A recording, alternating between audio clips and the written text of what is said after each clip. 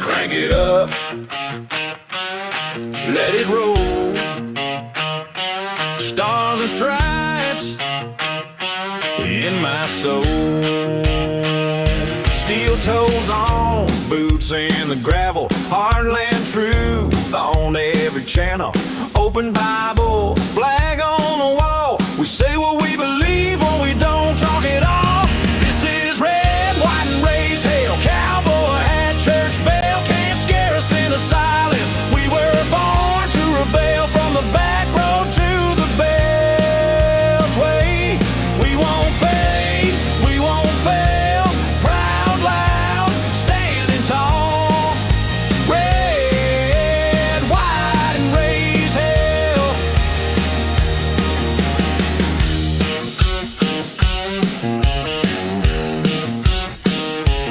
We back the badge, we guard the border. We love our guns and law and order. They try to shame every word we say, but we don't bow down, we just press play.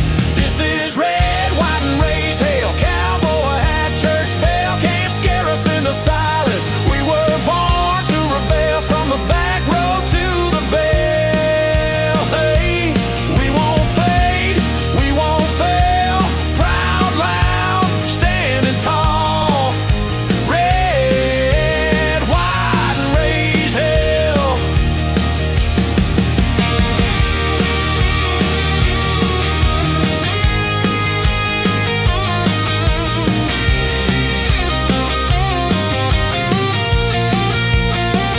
You can cancel the show, but not the crowd. We're still here, still talking loud. Hand of the free on every spell.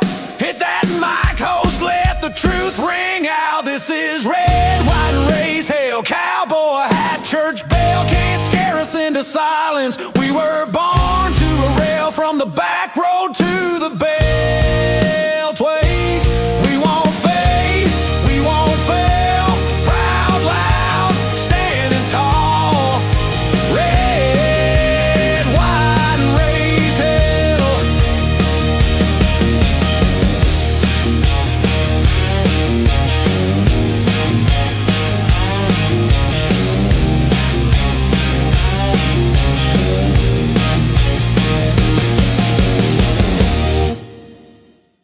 All right, Dr. Piper, so good to see you as always. Appreciate you spending some time with us. How are you, sir? Doing well. Thanks for having me on, as always. Sorry for Dr. having Piper, my we've got a lot of stuff to talk about today in this episode, so I hope you're ready. Buckle up and get some popcorn, get some drinks. I've got mine. My wild cherry, sugar-free Pepsi, because we're going to be at this for a bit. There's a ton of stuff that we really need to dig into. And not all of it great, unfortunately. Let's go to your native Oklahoma first. Okay, let's start right there and let's talk about your article in the Washington Times, your most recent column, I guess I should say, from this week. And boy, it might mess up this frame, but let's see what happens when I add your article to the picture. Let's see what happens here. Yeah, I messed it up, so we're gonna have to go back to this for now. Yeah. Gentner Drummond, you write for the Washington Times, would be a disaster as Oklahoma governor. Everybody who watches you with me and has for the last several years knows that you are a former president of Oklahoma Wesleyan University, and you are an Oklahoman. So this is personal to you. It's up front for you. Who's Gentner Drummond? Most of the people watching us right now from Ohio, where I am, or maybe you're across the country, for those who have picked up on our podcast here, they don't know anything about Gentner Drummond. Why don't you lay it out for us? Yeah, sure.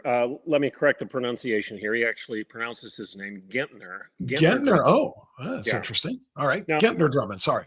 Just as context, the Drummond family is as a collective family, owns more land than most anybody in the United States. In fact, they're in the top 20 or 25 land holders in the United States. Last report I saw is it's over 400,000 acres. They're a big ranching family in Oklahoma. So if people have watched the series with Kevin Costner, Yellowstone. Yeah, I love it. There's, of course, that's drama, that's Hollywood, but there's a lot of any good art has to have some measure of reality to it, or you don't care. And I would argue that Yellowstone, even though it is drama, there is a element of reality to the big ranching life that Kevin Costner portrays in Yellowstone. And it's ironic that Kevin Costner becomes governor of the state before he is assassinated in that particular series. Right. Gentner Drummond is part of the Drummond family, obviously. He's part of this ranching dynasty. He is a wealthy banker. He's established various different streams of wealth, and I don't begrudge him of any of that. So I don't want anybody to look at this as, oh no, the man is with money is coming after us poor Oklahomans. The point that I'm bringing up here is I think you need to follow the money. It's not that people have it, it's what do they do with it. I applaud you having a lot of money. What do you do with that money, especially if you want us to vote for you, I think is very, very pertinent. And this isn't just a question of Oklahoma, because I would argue that Gentner Drummond is the canary in the coal mine. And we all know that metaphor that back in the days of early Appalachia, when the coal miners were going down into the mines every day, they would take a canary in a cage. Now, why did they do that? Because the canary was more susceptible to poisonous gases than human beings. So they kept an eye on the canary as they went deeper and deeper into the mine, into the earth, because if the canary died, they needed to get out of there very, very quickly. They needed to reverse course because there were noxious fumes, there was poisonous gas that just killed the bird, and the same fate is going to befall you if you don't pay attention. So I would argue there are political candidates today that are kind of canaries in the coal mine. On the Democrat side, you have Graham Plattner, you have James Tallarico, you have AOC, you have Mamdani in New York, you have this crazy Marxist mayor in Seattle now. These are canaries in the coal mine for the Democrats, because if they don't pay attention to the radical left within their own party, they're going to suffer the same fate as the canary. They're going to go the same direction as these canaries in the coal mine. And when it comes to Republican politics, I would argue that we all have the same in our respective states. So this isn't just an Oklahoma story, even though it kind of is, because you've got one in Ohio, whoever it is, and people that are listening have one in Pennsylvania and Kentucky and Tennessee and Michigan. This prevails. It's part of the political story. It's part of the political narrative. There are people out there that are harbingers of things to come. And the interesting thing with Gentner Drummond is he has been elected as Attorney General. He does say, he identifies, to use today's nomenclature, as a Republican, but I would argue he's identifying as something he's not. Now, why do I say that? Well, follow the money. Where does he give his money? And the fact of the matter is, in 2020, Gentner Drummond gave $1,000 to Joe Biden's campaign against Donald Trump. Now, the interesting thing is when the media got hold of this and disclosed it, because Gentner Drummond at that time was campaigning for Attorney General, it became a big hullabaloo, as you can imagine. And Gentner Drummond said, oh, it was a mistake. I didn't make the gift. It wasn't my gift. It was my wife's. We share a credit card, and my wife made the gift to Joe Biden. I didn't. Interesting. Now, setting aside the chivalry of throwing your wife under the bus and blaming her for that gift, I would argue probably, Bob, your closest confidant, the person you trust most in any issue, is probably your wife. Whether it be I would politics, hope so. whether, well, yeah, your spouse is probably going to be the person who has your ear the most, gives you counsel, gives you advice, reflects your heart, mind, and soul as much as anybody. I would think that would be the case. I So agree. if my wife just gave $1,000 to Joe Biden, I'm not sure you need to be voting for me. So aside from throwing his wife under the bus and blaming her for the gift, okay, if you want to believe that, fine. I think it's kind of odd explanation. I think it lacks chivalry. But even if it's true, you want to vote for a conservative whose wife is all in for Joe Biden versus Donald Trump? I don't know. I'm not too sure about that. But that's not the end of the story. Okay, in 2004, Gentner Drummond gave $1,000 against Tom Coburn's opponent. Now, everybody should remember who Tom Coburn is. He was Oklahoma senator. He's died since, unfortunately so. He was known as Dr. No. He was a medical doctor that went into the House and then went into the Senate. And he was the radical fiscal conservative that just kept saying no to everybody. You can't keep spending money you don't have. So not only was he socially conservative, he was very fiscally conservative. So one of the most conservative senators in the last 30, 40, 50 years, Gentner Drummond gave $1,000 to try to unseat him. That's a fact. Public election giving records show that. He also gave $1,000 to unseat Jim Bridenstine, a conservative congressman from Oklahoma, whom Donald Trump chose as his director of NASA. So Gentner Drummond gives his wife gives $1,000 to Joe Biden. Gentner Drummond gives $1,000 to unseat Tom Coburn. He gives $1,000 to unseat Jim Bridenstine. Then he gives $2,500 for Dan Boren, a Democrat who actually won and went to Congress, thus giving Nancy Pelosi and Harry Reid during that time more power, because Gentner Drummond's throwing another Democrat into the mix. And that's not the end of it. Okay. For District 14 in Oklahoma, the Judicial District 14, there's a guy that Gentner Drummond endorsed for the judge of that particular seat. His name is Chris Breck. Well, Chris Breck is the first guy to get a non-binary birth certificate reissued in the state of Oklahoma. Okay. In addition to that, he stood against House Bill 1146, I think is what it was. No, Senate Bill 1146. I may have the number wrong, but that's close. Senate Bill 1146 in Oklahoma was a bill that stopped the government from penalizing adoption agencies that were Christian for placing children in Christian homes. So this bill protected Christian adoption agencies and allowed them to practice their faith and place the children in homes that were consistent with their charter, their mission as an adoption agency to do so. This guy that wanted to be judge, this gay guy that had a non-binary birth certificate reissued that Gentner Drummond is endorsing, is standing against that bill. And had he prevailed, which he didn't, because the governor Stitt signed that bill into law, had he prevailed, your Catholic agency, evangelical, Baptist agency, whatever, could not consider faith or lifestyle, even sexual lifestyle, in matters of adoption. So I'm going to stop here and say this. In the reddest of red states, I've said it 1,000 times on your show, all 77 counties, all 77 counties, every single one of them voted red for 20 and 24. And it goes back farther than that. You can go back to additional presidential elections, and there were no blue counties in Oklahoma. Do we really think that Gentner Drummond, giving money to these Democrats, supporting this LGBTQ whatever judge, does this smack of this smacks of the giving record of Barack Obama and Nancy Pelosi and Harry Reid and AOC? It smacks of their giving records, Kamala Harris's giving record, Joe Biden's giving record, more so than it does a conservative Oklahoma Republican. So I would say that's an Oklahoma story. People may say, I don't care. Well, you should care, because I guarantee you the exact same thing is happening in your own backyard. Pay attention, follow the money. And when they use ridiculous excuses like my wife did it, my dog ate my homework. I mean, come on. Did he use that? Did he use that more than once, or just the one where he gave to Biden?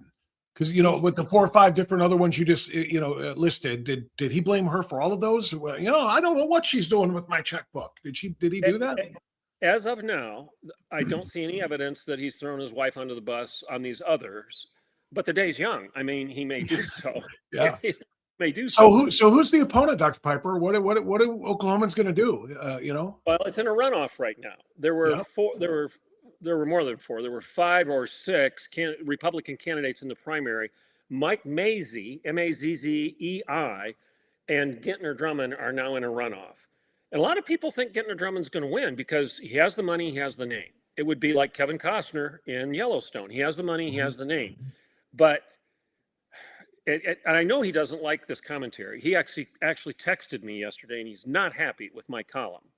I can't imagine why. Okay, I wouldn't be happy either if you're. I don't want. You just blew the whistle on. Because he's probably getting left-wing press negative press because he's the Republican or he's a Republican and all of the different things he just said about him. But you're supposed to be, backing the conservative Republicans. You just expose him as a Democratic fundraiser or at least Democrat donor in multiple different, instances. So I'm not surprised he's mad at you. What did he say? He said, you fail to mention all these dollars that I've given to Republican candidates over the last 10 years. And he listed the numbers. I don't know if, Mm-hmm. And then he said, you're dangerously close to becoming a Roger Stone in the minds of Oklahomans with an intellect. I don't know what that means. I don't know what that means. I didn't respond. I don't know how to take that either. But what I do know is I don't care if you've done 1,000 good things. If you've done 5 or 6 questionable things, you have to answer for those. Bingo. I've had other people say, well, what if maybe he gave money to Republicans too? I don't care. That's a non sequitur. It doesn't matter. It's a so what. You could give a zillion dollars to Republicans, Bob, but if you're funding the devil on the side, I care about that. I Brilliant. don't care about all your money that you gave to Republicans. And indeed, that is the case right now. And I can tell you this, as a conservative, I'm not going to give money. I'm not going to give a one thin dime to Joe Biden or the Democrat Party because of the things they represent. I'm not going to endorse an LGBTQ guy for the district judge. I'm not going to do that. I'm a conservative, and my conservative principles would preclude me and prohibit me from giving anything to those types of candidates. Now, he's wealthy and he's playing both sides off against the middle. He wants to have the phone. He wants to be one phone call away from the power, regardless of who wins. Okay, if that's the kind of person you want to vote for, knowing that he tried to unseat Tom Coburn, Jim Bridenstine, and I forgot to mention Jim Inhofe, another lion of conservatism in the Senate. He tried to unseat him. So he tried to unseat 3 conservatives. He backs this gay dude or this trans dude, whoever he is, I don't know, for judge. And then he throws. And he backed Biden. I mean, it gets no more egregious than that. The fact that but his wife if did. There's 100 Jim Inhofes, excuse me. If there's 100 Gentner Drummonds giving $1,000 to Joe Biden, that's $100,000 he has to use to try to stop Donald Trump and turn this country into what it became for 4 years, to do it again and again and again. I mean, come on. How can he possibly justify or explain that stuff away? Short answer is, of course, he can't. I'm glad you called him out on it, and I'm glad he was mad at you for it, because that means you did something right. So last question for you on this, because we have a ton of other things. Does Mazie, did you say that his name? Does he have a chance? I know you said that the Kevin Costner factor here, Drummond's got the name and the money, but is this Mazie character a solid enough conservative to rise up and beat this guy? He is a conservative. And he has a lot of fiscal experience, budgetary experience in the state of Oklahoma, because the current Governor Stitt, had him as his budget director or something like that. I forget his title. But that said, Donald Trump has endorsed Mazie. Okay. So Mazie has. That helps. And Mazie is a successful businessman in his own right. So he has some money to run his campaign. Of course, he's getting accused by the Gentner Drummond contingent of taking all this dark money. Roger Stone's behind him. Roger Stone's corrupt, blah, blah, blah, blah, blah. Oh, whatever. The bottom line is we don't live in a perfect world. And I don't know if Mazie's perfect or not. I'm not. You're not. I doubt Mazie is, but he's a heck of a lot better than Gentner Drummond. Yeah, well, and you've had some not so complimentary things to say about your current governor Stitt as well. So it's so weird for the reddest of red states and everything else to get less than red and true, dyed in the wool conservatives, not just superficial conservatives, to run that state. That's a problem. So I hope that if Mr. Mazie has President Trump's backing, that's good enough for me, and I hope that runoff goes the right way. All right, Dr. Piper, I want to go a little south of you now, and I've been actually on the radio in Texas for the last 4 shows, Friday and the first 3 days of this week. I'll do it the rest of the week too. So I'm spending a lot of time talking to Texans about James Tallarico. but I want to hear what you have to say, particularly because of the latest. Now, you and I talked about Tallarico, I want to say a week ago or 2 weeks ago, our last time together. We spent a lot of time talking about his declaration that there are 6 genders, his declaration that God is actually non-binary, his declaration that there should be a welcome, or that this, I think the state of Texas should be a welcome mat on the southern border for the rest of the world. Come on in, come on in. I mean, all of the radical stuff. But I think he has outdone himself to a certain extent right now with this one. This one is the latest jaw dropper that has been exposed. I don't know if Ken Paxton, who's of course the Republican in the Senate race, if his campaign found this one from a few years ago or not, but this was on a podcast. In fact, you'll appreciate this, because when I first heard this from my Texas friends, I said, well, I don't know whose show this was, and it was described to me as the interviewer as being a transgender queer Latinx. There's that term that nobody knows. That was the podcast that he was on, in which he declared this in 11 seconds. Watch and listen, everyone.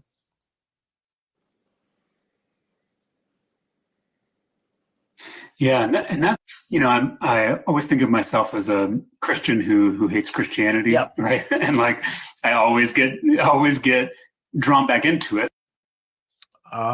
Let's hear that again so we can marinate in it just for a moment. Yeah, and that's, I always think of myself as a Christian who hates Christianity, Yep. right? Think of myself as a Christian who hates a Christian who hates Christianity. Yep. A Christian who hates Christianity. Yep. A Christian who hates Christianity. Yep. All right, that should be enough times to make sure that you didn't miss it. You heard it. I'm a Christian who hates Christianity.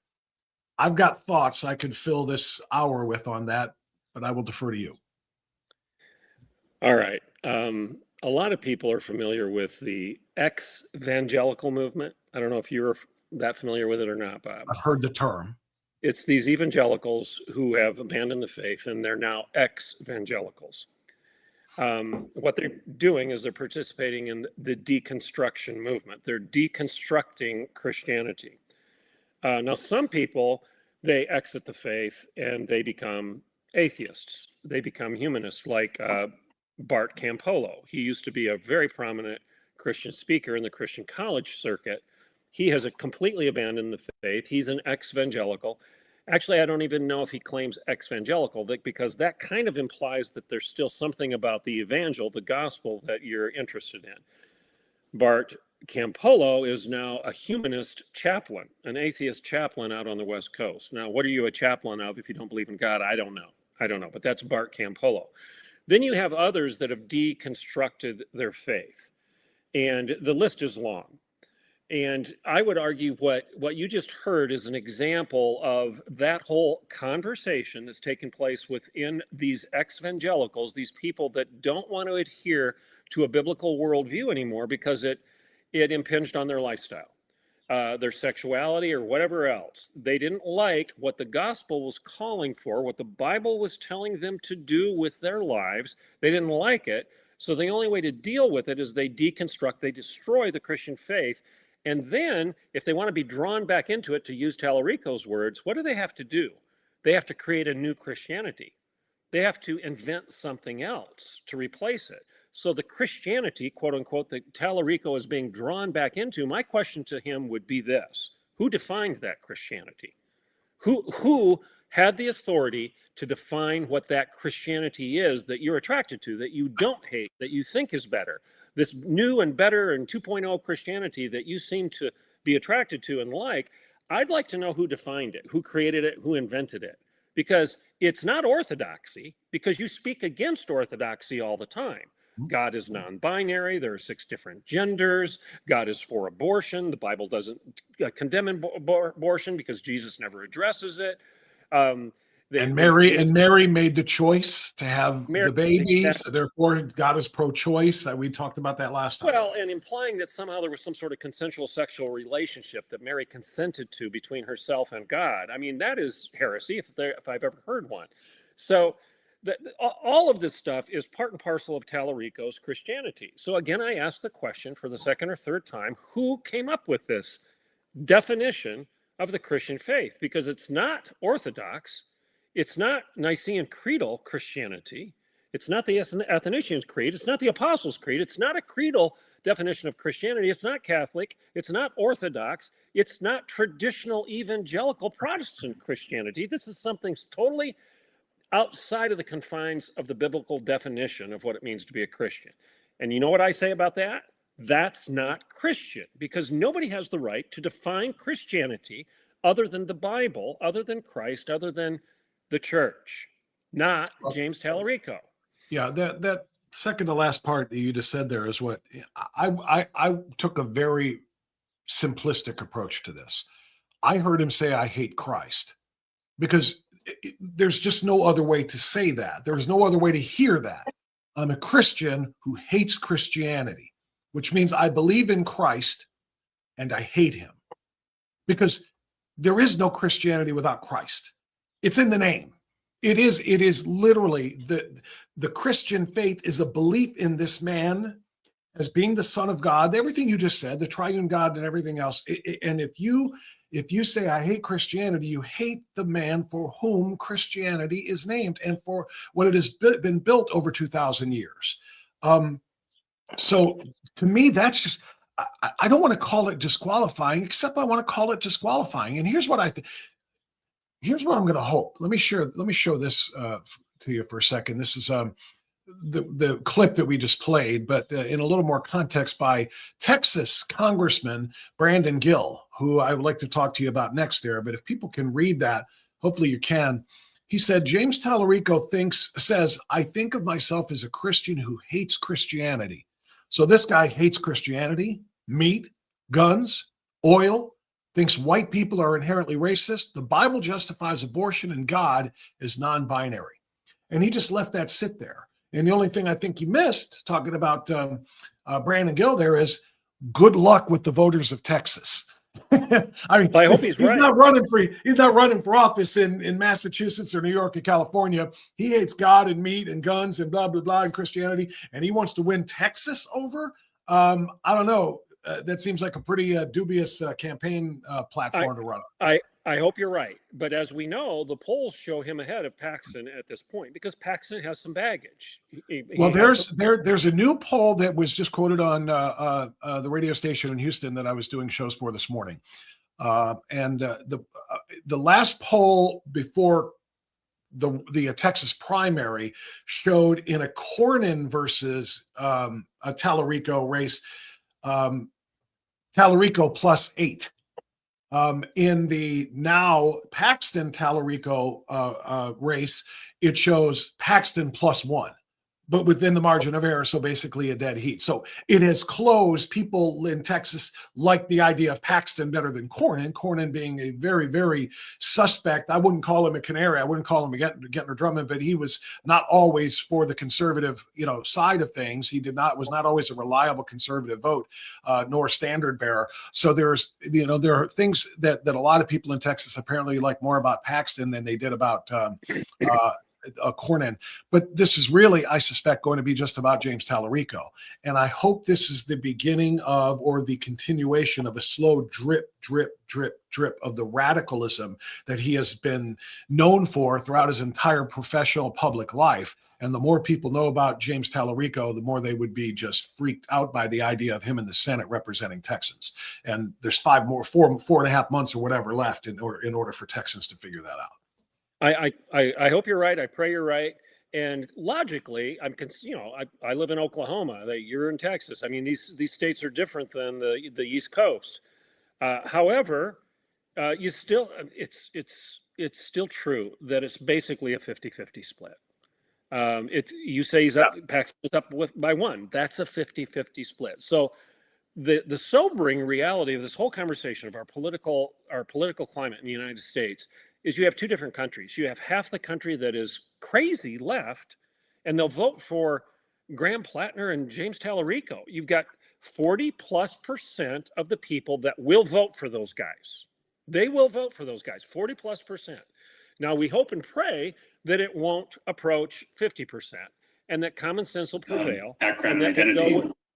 we'll go with something that is not perfect, but it's a heck of a lot better than a Tallarico. On hating Christ, sometimes it helps to use parallel analogies. I guess that's kind of almost redundant.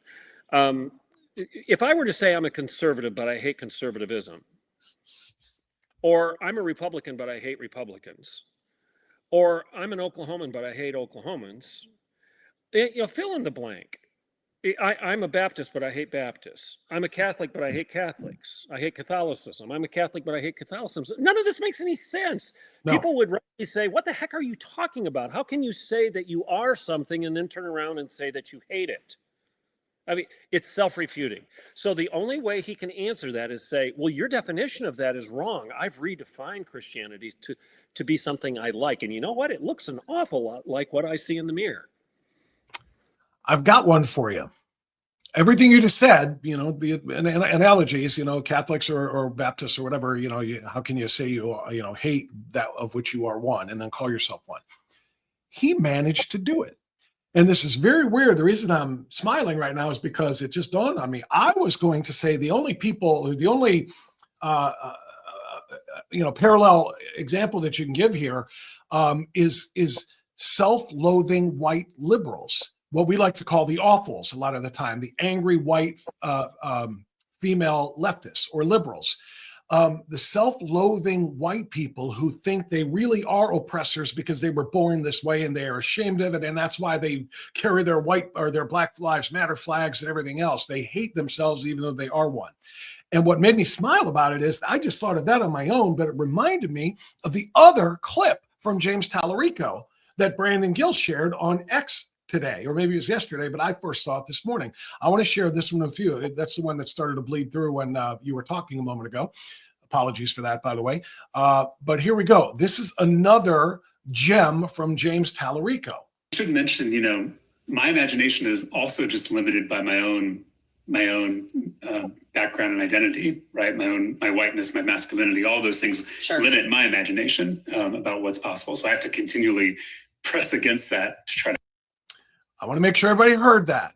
He said, my whiteness and my masculinity limit the possibilities. Let's hear the phrase again of what's possible. My imagination is also just limited by my own background and identity, right? My whiteness, my masculinity, all those things limit my imagination about what's possible. So I have to continually press against that to try to expand the limits of what I'm dreaming of. All right. Dr. Piper, I let you go first last time. Let me get in here and then you can tell me. You go ahead, run with it. Two things. Number one is at least he doesn't have a whole lot to worry about with his masculinity because I don't see very much. This guy makes Beto O'Rourke, the last Democrat Senate candidate, look like Hercules, for crying out loud. So not too much masculinity there, but it's also interesting. He said, my background and my identity, because he said because of my whiteness and my masculinity. So his background is his whiteness and his identity is masculine. He's not even claiming full-on natural masculinity, maleness. He's saying my identity. So everybody can, it's part of his trans love. Is everybody can choose to identify as whatever they want. So his background of whiteness and his identity of masculinity limits his ability to see what is possible in other things. In other words, these are things that are hamstringing him and holding him back. So he's a self-loathing white as well. So he's the one exception to the big list that we just ran down about how insane it is to say, I'm a Christian who hates Christianity. I'm a white guy who hates being a white guy. And both of them in the persona of James Tallarico. And dare I say, he's a man who hates being a man, which probably is true. Yeah. Yes, I think that is. He's condemning his own masculinity. Well, what little there is. That's probably the only thing that makes sense that we've said in the last 20 minutes. He's a man who hates being a man. It's the biggest lie we've bought. There's a book out. In fact, I've got it right here, sitting on top of my reading set. Everybody needs to read this book. The Desecration of Man by, Carl Truman. Hold on. I'll move the logo so everybody can see that better there. I'll move that. Carl Truman. Carl Truman, The Desecration of Man. It is one of the best books you'll ever read this year. In the Piper paraphrase, and this guy's an academic. He's an excellent writer, and this is a deep book. He essentially is arguing that the biggest lie that we've bought in decades, this century, since the Enlightenment, is the desecration of what it means to be a human being. And everything Tallarico says right now is exactly that. He's desecrating the definition of what it means to be a Christian, what it means to be masculine, what it means to be a male, what it means to be a man, what it means to be fill in the blank. He's desecrating all of those definitions. And in postmodern parlance, he's deconstructing all of that, tearing it all down, because there is no truth other than your truth. And that's the truth. That's the irony of what these guys argue for. Again, my riff of, I can't tolerate your intolerance, I hate hateful people, I know nothing can be known, I'm absolutely sure there is nothing to be sure of, and it's true that nothing is true. All of this is self-refuting. All of this is nonsense. All of this is sawing off the branch upon which you sit. But that's what culture is doing right now. And James Tallarico is the poster child of this. He's not, he is kind of weird, and we can chuckle at some of his stuff. But the sobering reality is this guy is representative of millions upon millions of people who have bought this lie. They've destroyed the definition of what it even means to be human. They've desecrated it to the point where now the only thing left to do is to recreate whatever it is that you think needs to be created, and there are no boundaries, there are no rules. Biology doesn't matter, physiology doesn't matter, physics doesn't matter, DNA doesn't matter, theology doesn't matter, reality doesn't matter, truth doesn't matter, nothing matters. Because and I don't remember to quote Nietzsche's Madman, but we know the story of Nietzsche. When God dies, when we successfully kill God, that the madman comes into the town square and bemoans the fact that we've killed God, but we still want to try to live within the boundaries of some sort of assumed objective morality. And the madman says, you can't do that anymore. You can't do that anymore. The madman says there are no rules. There is no reality. Everything's up for grabs. Live and let live. And how it affects other people around you, they can be damned. All that matters is you and your own self-reality.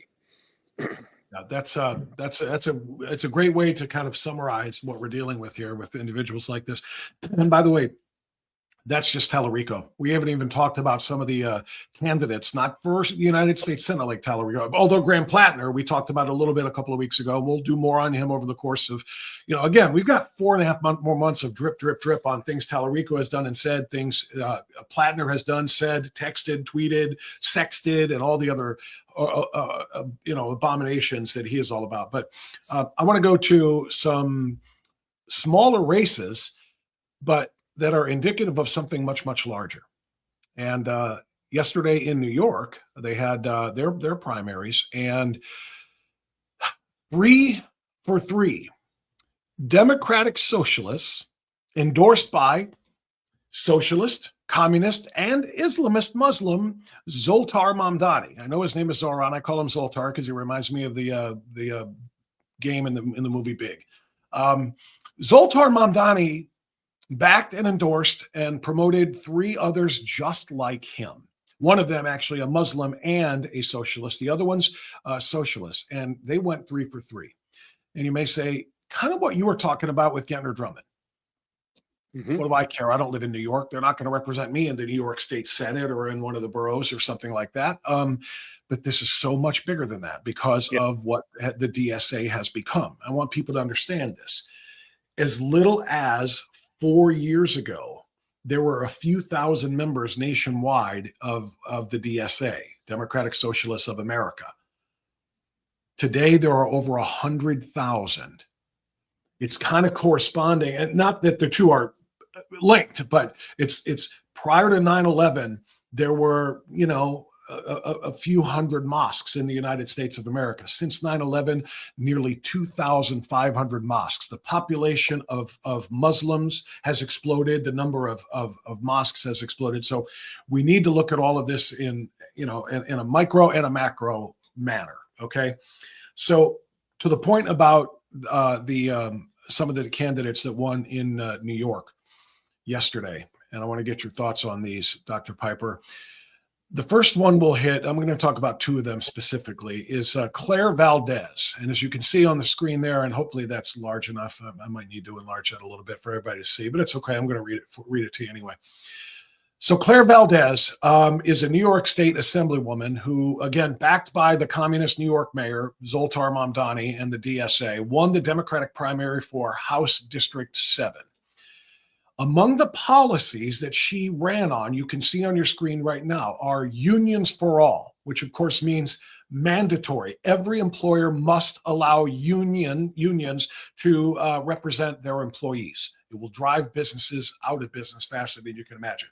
Housing for all, which means free, subsidized housing for all. Medicare for all. That means literally socialized medicine, Canada style. Literally single payer healthcare. Abolish ICE and to protect immigrants. A Puerto Rico for its people. That's another one you can see on there. That means statehood for Puerto Rico. Transit for all. That means what Mamdani has already started in New York and run out of money because he said there'd be free bus service for everybody. Queer and trans liberation, which means free transgender surgeries for anybody who wants it. You want to get cut up? Come on in. The taxpayers will pay for it. Guaranteed reproductive justice. What does that sound like? Abortion on demand. Whenever, however far into the pregnancy you wish.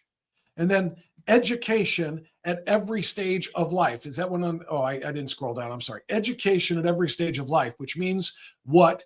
Free college as well. So Dr. Piper, sorry for the lengthy introduction of the topic here, but this literally comes off like every single socialist dictator or regime to come down the line in the last 150 years. Everything for the people, anything you could possibly want, you'll get. All you have to do is give us all your money, okay? Collectivist, we're going to collect it, we're going to pull it, we're going to give all of these free things to you. We swear it's going to be great. Of course, until it all runs out. Then you're going to be roasting rats over garbage can fires outside like they did in Venezuela. It is on its way to New York. And in the bigger picture, going back to what I said at the start, about 100,000 plus, it's on its way to this country, Dr. Piper. How worried are you? I'm concerned about it. Like I said, regardless of what state you are in, 40+% of the people will vote for this. We've seen it over and over again.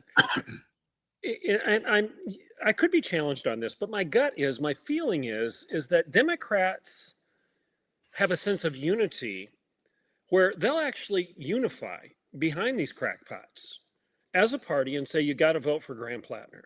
You got to vote for AOC. You've got to vote for fill in the blank, James Tallarico. Democrats, by and large, will rally around and stay unified behind these crackpot candidates. Whereas Republicans are getting fractured right now. I mean, we haven't talked yet about Tucker Carlson saying he's leaving the Republican Party and he's going to drag millions of people with him. Yeah, he thinks. He thinks. Hopefully that's not true, but I'm concerned about it. And I've also I just hope that's ego, when he says that. I mean, he does have millions of followers, or he did anyway, and millions just went crazy. I was one of them when he got fired by Fox.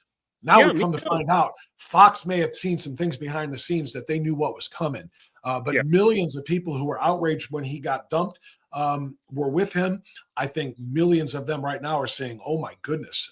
And they want nothing to do with it. I posted last week on some. It wasn't this particular thing that he did, but it was some other statement. It was probably some anti-Semitic rant that he went on, and I said, "I am so embarrassed." I am so embarrassed. I said it publicly. I put it out on Twitter, my social media, Facebook, and whatnot. I said, I am so embarrassed that I once supported this man. I'm embarrassed by it. I've taken it off my resume. My bio says, I've been on Fox and Friends, Fox News, Tucker Carlson, Bill O'Reilly, et cetera, et cetera. Well, I've taken Tucker Carlson off that bio. I'm not proud of that any longer. I don't want to wave that flag, even though I was privileged to be on his show. It was just last election season. My wife and I bought 4 tickets to go to the arena down in Tulsa to hear him and Dan Bongino talk prior to the election. And now Bongino is definitely not pro-Tucker, and good for him. Good for Bongino. He's calling a spade, and he's saying Tucker is absolutely off his rocker on some of this stuff, if not all this stuff. But the bottom line is the Republican Party, conservatives seem to be fractured right now. You've got the Candace Owens issue, you've got the Tucker Carlson issue, you've got the Nick Fuentes issue, and there's a fracturing of the conservative alignment, the MAGA coalition, if you will, that bothers me and worries me. Whereas I think Democrats they sold their soul long ago. They don't care. It's not about any political fidelity. It's about power to the Democrats, and they will align lockstep behind whoever is waving the banner, whether he's a communist or not.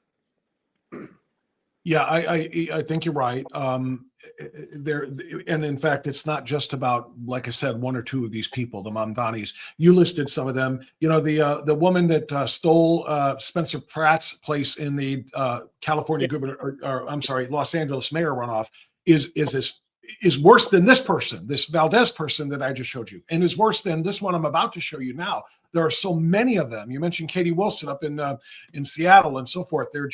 They are multiplying at an exponential rate, the number of socialists, and the fact that so many young people are getting behind socialist candidates. So many young voters. I saw a story, I don't remember the specifics, so I don't want to misquote it, but the number of young voters, particularly young females who are getting behind socialism, is alarming, because these people are just growing in number, and they're going to continue to vote. And these are the types of people that they're voting for. Let me share the other one with you from New York yesterday. One of the 3, as Mamdani went 3 for 3 on endorsements. Trump likes to, brag about how many endorsements that he gives who actually win their races. So he was 3 for 3, and this is one of them. This is Daraliza Avila Chevalier. She is just an avowed socialist, and as you can tell by her garb, a Muslim, like Mamdani, who is also the founder of a group called CUAD. And I don't know if it's actually pronounced Quad or not, but let me see if I can pull that one up for you for just a moment so you can learn a little bit about what it is. I'm kind of all over the place on my tabs here. I've got so many of these things open right now. Let me see if I can grab this one for us. Yeah, here it is. Okay, hopefully everybody can see that. So this was another post kind of exposing her by, there he is, our friend Brandon Gill, who, by the way, is just an absolute superstar, Democratic congressman from Texas, Texas 26, I think it is. And he's exposing, he says, how can Congress allow someone to actually take an oath to defend the Constitution of the United States if they openly advocate for eradicating the country? So Daraliza Avila Chevalier, proud founder of Quad, which is, it's Columbia, I can't remember the acronym now. I had it before the show started. I'll fix it. Anyway, the organization's stated intention is to undermine and eradicate America through the use of violence in America. And as you can see, number 2, it's about divestment. That's what it is.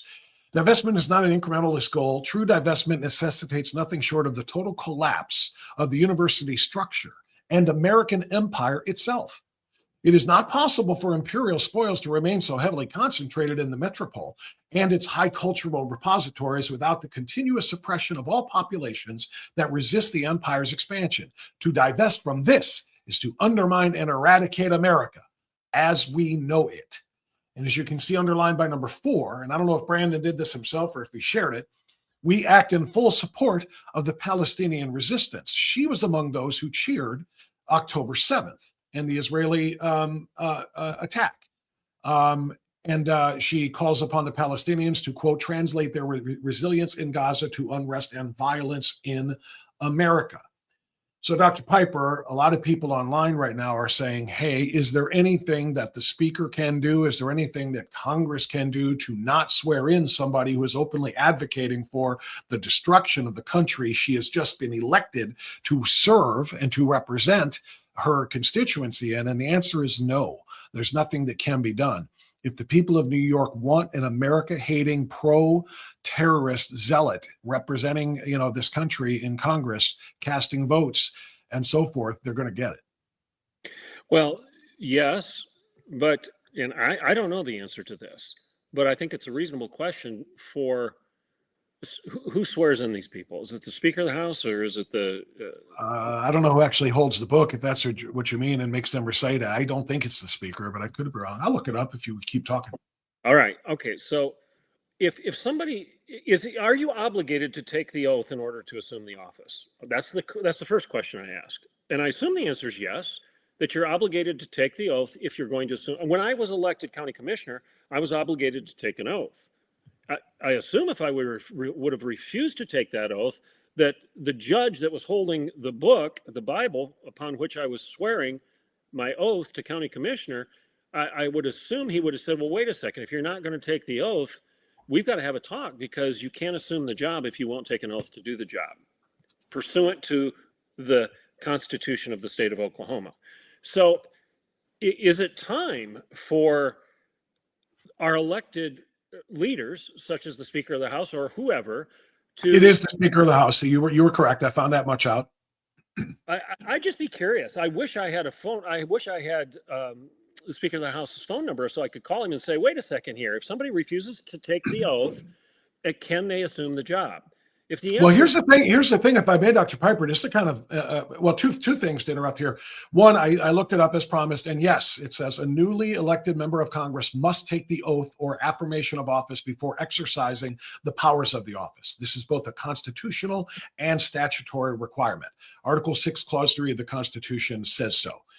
So that's part A of the response here. Part B, for me, as you saw, she's a Muslim.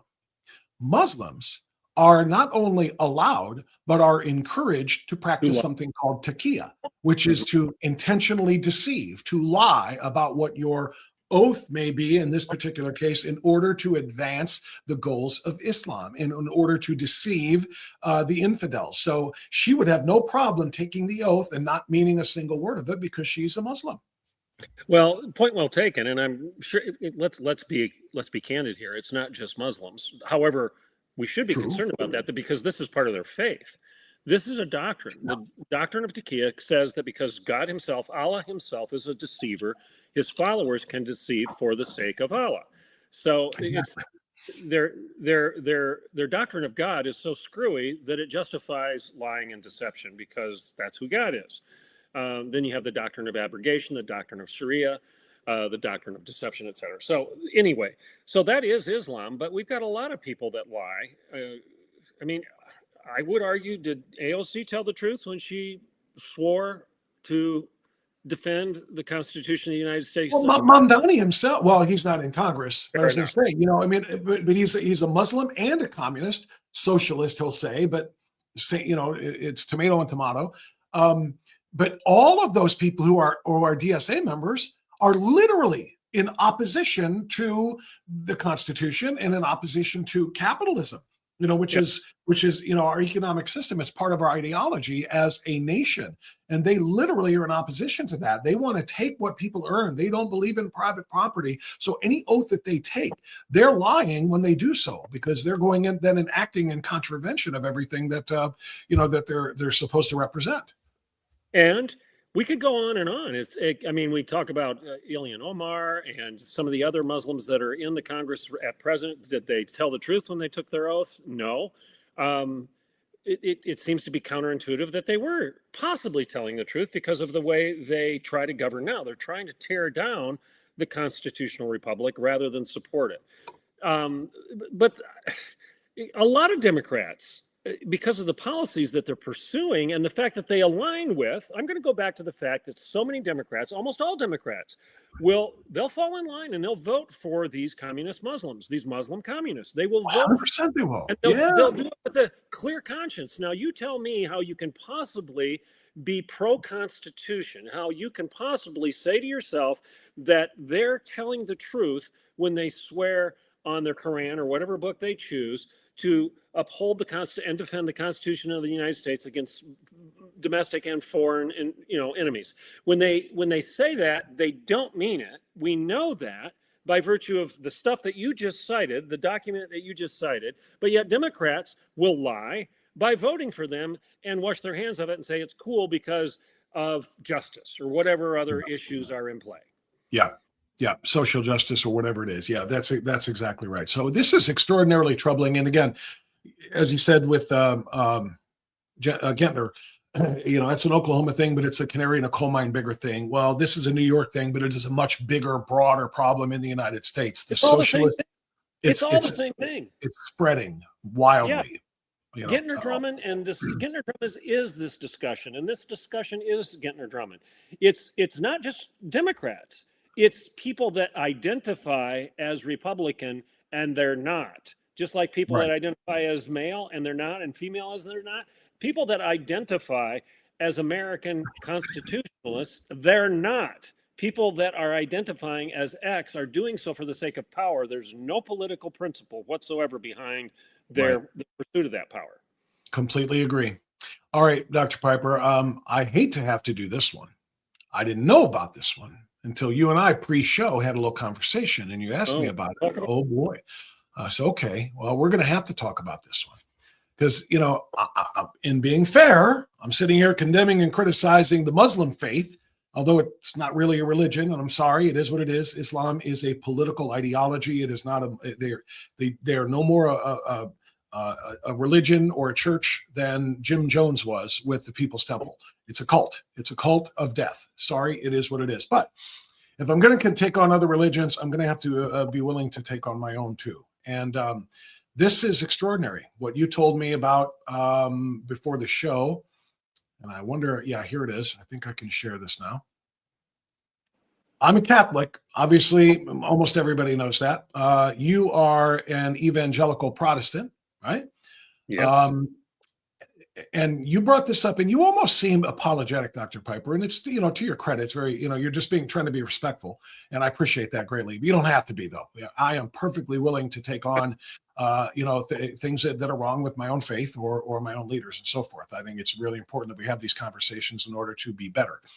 So the Pope, which many of us were really, really excited about when Pope Leo was appointed and elected, if you will, as the pontiff, first American-born pope, and the whole 9 yards. It was really, really great. But oh my goodness, we have seen and heard some things from him over the course of the last year or so that make a whole lot of people very uncomfortable. And now we have heard something that apparently has been sitting there since April, and most of us missed. And you shared it with me, and I want to share this with everybody now. And to my Catholic friends, let's be honest with ourselves here, and let's be willing to criticize, condemn, and critique that which is deserving of it.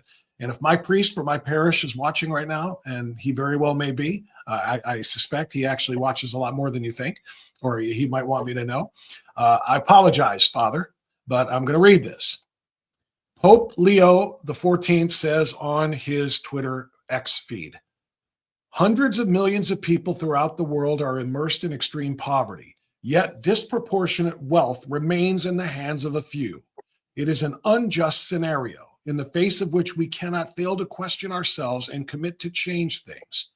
There is no lack of resources at the root of disparities, but the need to address solvable problems related to a more equitable distribution of wealth to be achieved with moral sense and honesty. I emphasized a few words there for very good reason, Dr. Piper. And since you saw this before I did, I'll let you take first crack at telling us what concerns you about it. Well, I posted it with a question. Is this a blatant call for communism? Okay, and I'm asking, I've got a lot of responses here. I'm going to read one to you as my foray here into this. A gentleman by the name of Will Boyce responds, and he says, well, not really. More like a call to ancient Christian socialism rather than modern atheistic and Marxist communism. The two shouldn't be conflated. Okay, so that is one of my followers, one of my friends who says, well, no, it's not a call to communism, not really. It's a call to ancient Christian socialism, as if that's a good thing. And I said, ancient Christian socialism, question mark. That's a made up category. There never was such a thing. It's an oxymoron if I've ever heard one. Furthermore, what the Pope is calling for is in fact Marxism 2.0. And then I went on and I said, trust me, and this may surprise a lot of people. I don't know if I've mentioned it on your show before, but when I was an undergraduate, I did a practicum in Chicago where I studied under liberation theologians. I was part of a liberation theology indoctrination program, okay? The assignments they gave to me were laden with Marxism because it was all liberation theology, and they didn't apologize for it. They called it that. So I would argue that I know what I'm talking about. I said, I studied liberation theology in Chicago as an undergrad. The Pope's agenda is rooted deeply in the teachings of Engels and Marx and Marcuse.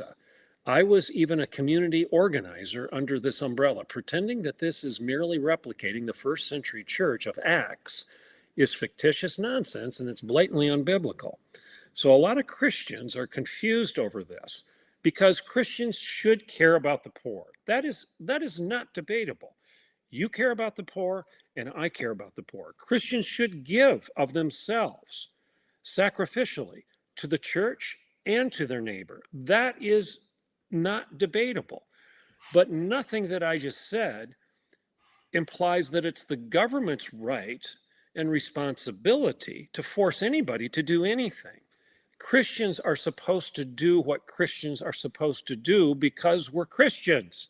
Period. Full stop. That's the end of it. The government should not be taking the responsibility away from us and then stealing private property from other people to redistribute it to the poor. It's your job. It's my job. It's your church's job. It's my church's job. It's the body of Christ's job to care about our neighbor.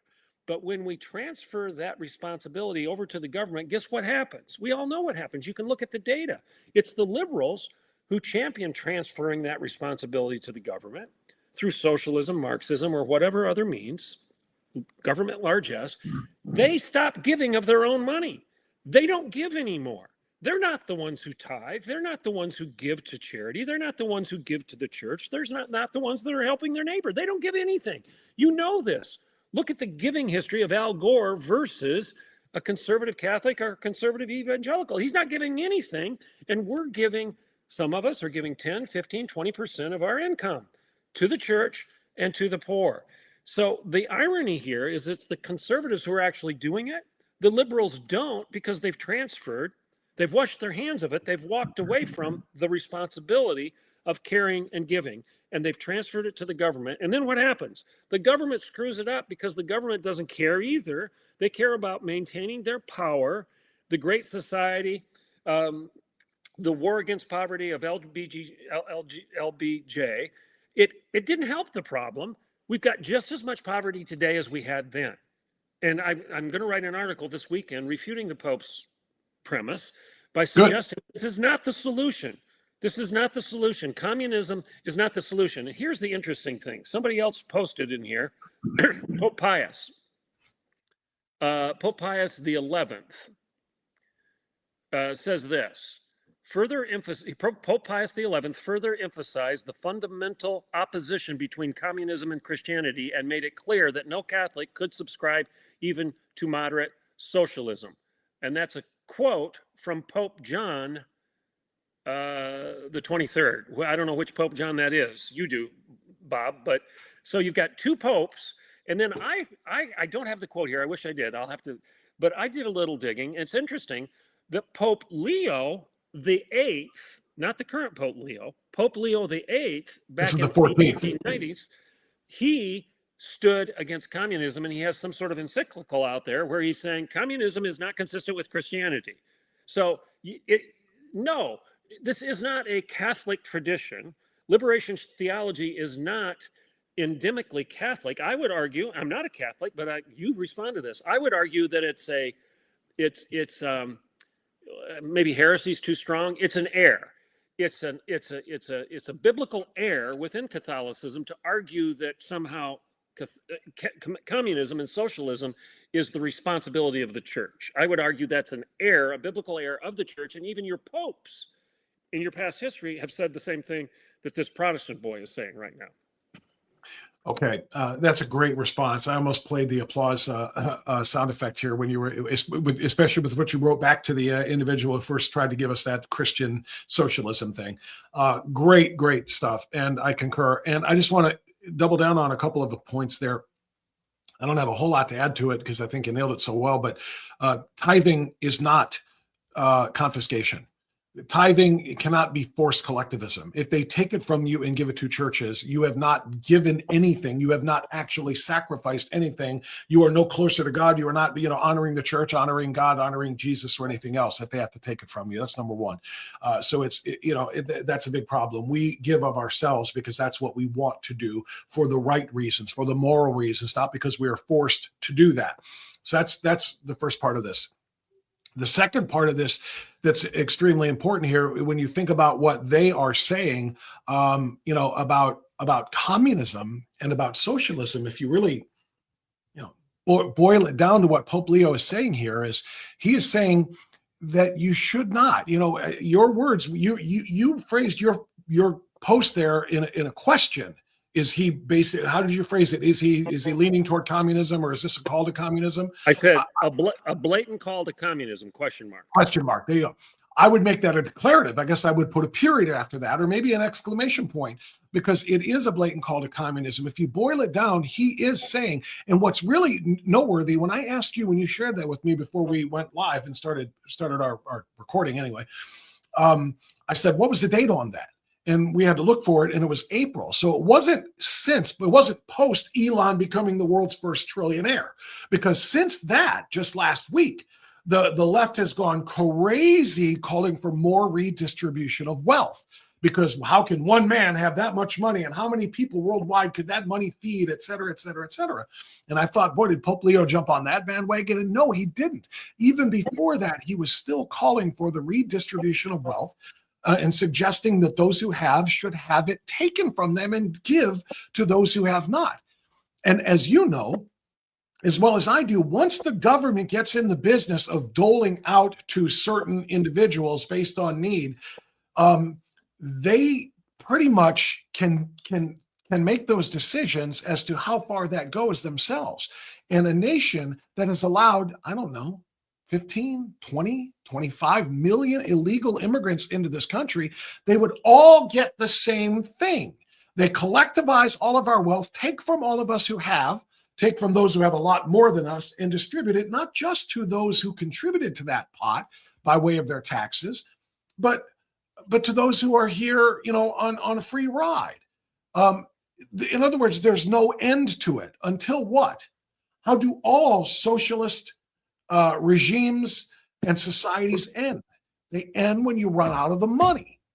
And when there's nobody trying to make $1 trillion anymore, nobody trying to make $1 billion, nobody trying to make $1 million, nobody trying to build a small business because the government's going to take everything I make away anyway. When the incentive for achievement is taken away, that's when, as I said before, that's when the population ends up roasting rats on the ends of sticks over garbage can fires outside, like they do in Venezuela, and like they have since the socialist takeover there. And Pope Leo, whether he recognizes it or not, is advocating for that.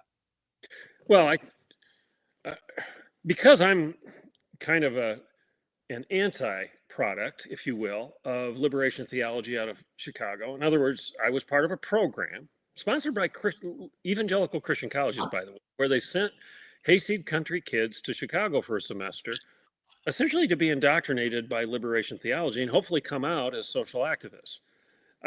I resisted that. I came out otherwise, obviously. But I remember very well the curriculum and my professors and my fellow students. And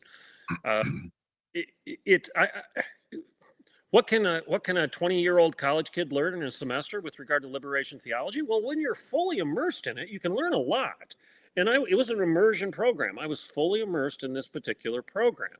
So I think Pope Leo knows very well what he's talking about. He's a product of Chicago. He knows liberation theology 1,000 times better than I ever will. And he's not clueless in what he's saying. Now, here, from a biblical perspective, I would argue this. Communism, socialism, the whole argument for redistribution, the 99% against the one, whatever label you want to put on this, critical race theory, diversity, equity, inclusion, all of it has a couple common assumptions, and I would argue they're unbiblical, and it goes back to the 10 Commandments. We are told in the 10 Commandments that you're not to steal. We're also told not to covet. Well, the whole premise of all of these social programs, these social justice, socialism, communist programs, whether it be Marx or Marcuse, is encouraging people to covet their neighbor's stuff. You've got more than I do, Bob, and I want some of yours. Mm-hmm. That is encouraging me to sin. It's encouraging me to breach one of the 10 Commandments. It's telling me that coveting is good. If I want some of your stuff, if you've got more of the pie than I think you should have, and I want some of the pie, I don't have to go out and bake my own pie. I can just steal. I can demand you give me some of yours. So I think that falls pretty clearly within the definition of coveting Bob Franz's stuff. I want yours, okay? That's not Christian. That's not godly. That's not honoring the 10 Commandments. It's violating them. It's breaching the commandment to not covet. And then the obvious one is stealing. If you've got something, I don't care who takes it, whether it's me or whether it's the government, that's theft. Nobody has the right to take your private property. Private property and private ownership, personal responsibility for the things that God has gifted you is a biblical principle. And nobody, the king, the Congress, the courts, or the communist mayor in New York City has the right to take that stuff from you. It's theft, and it's also predicated on the assumption that coveting is good. And we could go deeper into how communism is anti-Christian, and trying to marry the two together in liberation theology is not a marriage that can be made. It's unequal yoking of a Christian with a non-Christian, and this doesn't work well. The Bible tells us not to do that either. Yeah, very well said. And, quick follow-up. A lot of anti-government types call all taxation theft. Confiscation of our personal private property, meaning our wealth, our money, they call that theft. And for me, and I'm sure I probably can speak for you on this, I'm not anti-tax to the point where we should not contribute to that which goes for the common good. We need a military to protect us against, threats, both foreign and domestic. We need police to protect us from bad people. There is evil in the world, just as assuredly as there is Christ. There is, his opposite. There is Satan, and there is evil, and we need protection from that. We need to get to work. We need roads that aren't, made of, dirt. And we need to be able to, to have the infrastructure built for society. So taxation overall, in my view, even though it is government kind of forcibly taking your stuff, taxation for the purposes of infrastructure to have a society is not theft. Taking it in order to give it from one, as you say, someone who covets what you have, to say you have more than they do, we're taking it from you to give to them to make equity happen. That's a different story. But taxation in and of itself, while we don't like the idea that they're taking from us that which is ours, is reasonable and understandable for the purposes I just described. We all agree on that, right? Yeah, I do. I think that's the issue of tax. No taxation without representation. If there's representation, then you and I are voting on what we agree to be taxed on. Now, sometimes we lose. Sometimes we lose that vote because the majority disagrees with us. And that's the nature of a constitutional republic. We've got to swallow that bitter pill and recognize that that's the downside of living of life, that some people disagree with us at times. And if you want to have a civil society, you've got to learn to go along with votes that you don't agree with. But I do believe first of all, you've got to have constitutional representation for it not to be theft. If there is no representation, then indeed it is theft. So I guess if you live in a state where you don't agree with the representation and you're being taxed unfairly, in your view, then you can always move. And I think that's what's going to happen in these socialist communities, these socialist cities, and these socialist states. Like you said at the beginning of this episode, businesses aren't going to put up with this. They're going to leave, and then 100%.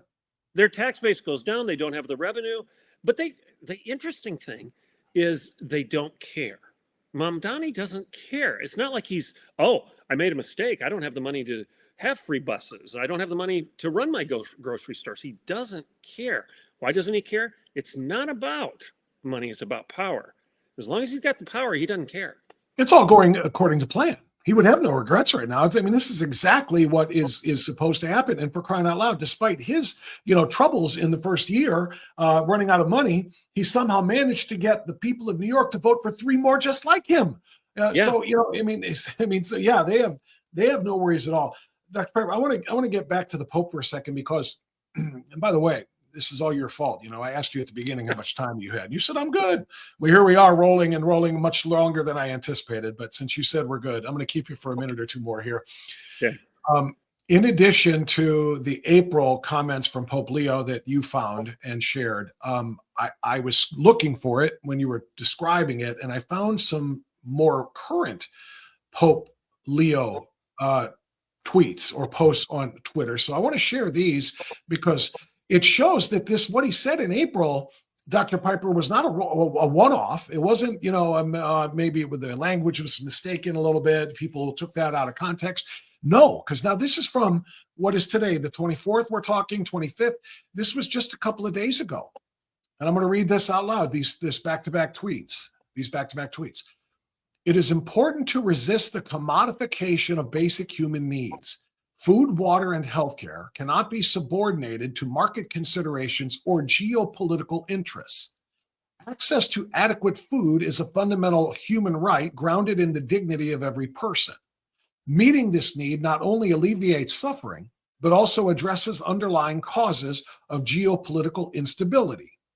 Indeed, food security is an essential component of global and integral security. Here's the second part.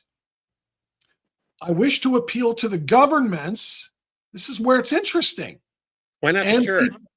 I'm sorry? I'm sorry, I interrupted. Why doesn't he appeal to the church rather than the government? There you're getting exactly to where I was going. I think great minds think alike here. I wish to appeal to the governments and peoples of the world to renew and strengthen their commitment to increase the resources dedicated to combating hunger and its root causes, and to remove the obstacles that prevent aid from reaching those in need. At the same time, such support should also strengthen engagement within the church and civil society. Reinforcing the capacities of all these actors together will multiply our collective effectiveness in the fight against hunger. All right. So very briefly, and then I'll let you take it, Dr. Piper. If I see a hungry man on the side of the road and I decide to buy him a meal, I have helped do my part to alleviate food insecurity. If the government sees a guy hungry on the side of the road and sees me walking by and puts a gun in my chest and says, give me your money so I can give it to that guy, that's not okay. That's not how this works. The government cannot make me do that. It should not make me do that. That is theft. And maybe they don't put the gun, but they threaten me with arrest if they don't get to take my money, if they confiscate, collectivize that which I have in order to give it to somebody else. That's what the Pope is calling for here. The Pope, as far as I'm concerned, and the church, the Catholic Church, Protestant churches, I don't care. The church should encourage us to give what we can to feed that hungry man, but it cannot tell the government, and should not, as Pope Leo is here, to take it from us, which is why I emphasize the first line of the second tweet. I wish to appeal to the governments of the world to renew and strengthen their commitment to increase the resources dedicated to combating hunger and its root causes. That means I'm telling you, governments, take it from the people. Take their money from them, strengthen the commitment to give it to the needy. That's straight up socialism and communism, exactly what he said back in April when you asked your question. There's no the Pope question. going full communist here? Go ahead. There's no question it is, because if you're telling the governments that they need to provide more resources, the government needs to get that from somebody. The government just doesn't pop out of thin air. People need to remember that there is no tree that just grows government fruit on it that the government can then give away. They have to get it from the people. The only Government creates nothing. It never has. Exactly. They confiscate and they take, to the extent of taxation, hopefully with representation. But you're right, they have never created a thing. People create, government takes, and then, hopefully provides necessary services for all. But I'm sorry to interrupt. Go ahead. No. I mean, and when the government tries to create money, they print money, and then the government collapses because of hyperinflation, because it doesn't work that way. Monopoly money is worthless. You have to have real commodities. So the Pope seems to be speaking against the commodification of things like food. Well, I'm sorry, tell that to the farmer that is growing your food as a commodity so that he can sell it at a profit and continue to do the same thing next year. If you're going to speak against the commodification of food, then these farmers that live out by me are going to go out of business, because there's no reason for them to continue to buy diesel fuel, spend $300,000 on a tractor, and spend all the other money on fertilizer and seed and whatnot that they have to spend in order to put that seed in the ground and hope the weather is good enough that it actually grows a product that produces a profit, so that they have enough money to continue to give you food again for next year. That is a commodity. And if you're going to destroy that commodification of food, where are you going to get it? Again, it's like saying the government's going to just come up with food out of thin air. You got to have farmers growing it. You might want to think about the Great Famine that Stalin orchestrated in where was it? The Ukrainian famine. The Ukrainian famine, where people died because Stalin disrupted the commodification of food, and millions of people died as the result. So I'm just stunned that the Pope is arguing for essentially doing what Stalin did, which ended up killing millions of people. That's not caring for the poor. That's killing the poor so that Stalin can have more power at the end of the day. There's no more food. You didn't create any more food. You have less food rather than more. You have less clean water rather than more. You have less product that serves to enhance the happiness of the people rather than more, because you gave the government charge of creating stuff that it doesn't create and can't create by definition. Yeah, Dr. Piper, that's so well said. And, when I think about what you just mentioned about Stalin and so forth, I did an entire newsletter. Oh, you know when it was? It was in November. It was in November, shortly after Mamdani won. And Mamdani was going to be the next mayor of New York City. And I was, what on earth are you people doing? Do you have any idea what socialism is? Socialism means. And I did an entire newsletter. Instead of doing my normal thing in which I cover a broad variety of topics, I just did all socialism. And I said, here are 5 things to know, 5 socialist regimes to know. And I did Maoist China, and I did Stalin's Russia or Soviet Union. I think I did North Korea and the Kim Dynasty, and I did what else did I do? Venezuela. I did Chavez in Venezuela. I did not do Cuba. I did Chavez in Venezuela. And the last one was the one that and maybe we'll close here. I mean, you can just kind of give me your thoughts on this, especially being such a, religious, and I don't want to over describe it. I don't, you consider yourself a religious scholar or not, if that's an appropriate word. I don't know. Your priest is listening, and the answer is clearly no. Forgive me, Father. Forgive me, Father, for I have sinned. Well, you are religious and you are a scholar. So, if you put the two together, are you a scholar of religion? Anyway, the 5th one that I chose, rather than Cuba or one of the other world governments or regimes that not only allowed but forced socialism upon the people, collectivizing and then distributing until there was nothing left to distribute, leading to the death of hundreds of millions by way of forced famine. We're not talking about climate atrocities here. We're talking about forced famine and so forth. I instead of going with another regime, I went with the People's Temple. And I reminded people, I was 11 when the mass murder, and it was mass murder / suicide, took place in Guyana. but I've studied it since then. I've read a couple of books on it. I've read a ton of articles from those who were there, survivors, and those who, you know, are much closer to the situation, and watched a lot of documentary. Anyway, the People's Temple started out as a church, but I think it was absolutely never intended to be a church. They used faith. Jim Jones used the first, you know, I have fealty to Christ, to eventually becoming I am Christ, I am God, to all of his fake healings and so forth, and laying of hands and all the other things. He once staged his own assassination. Literally, you know, came in bleeding as if he had just been shot outside. The whole church goes crazy. He goes in the back, changes shirts, and comes out, I healed myself. And people are like, oh my gosh. So they used faith, they used blind faith, he and they did, to reel people in for what the real goal was. The People's Temple was a cult. It was a cult of socialism, not a religious cult per se. Because when he got them to do what all socialist regimes do, sign over everything you have.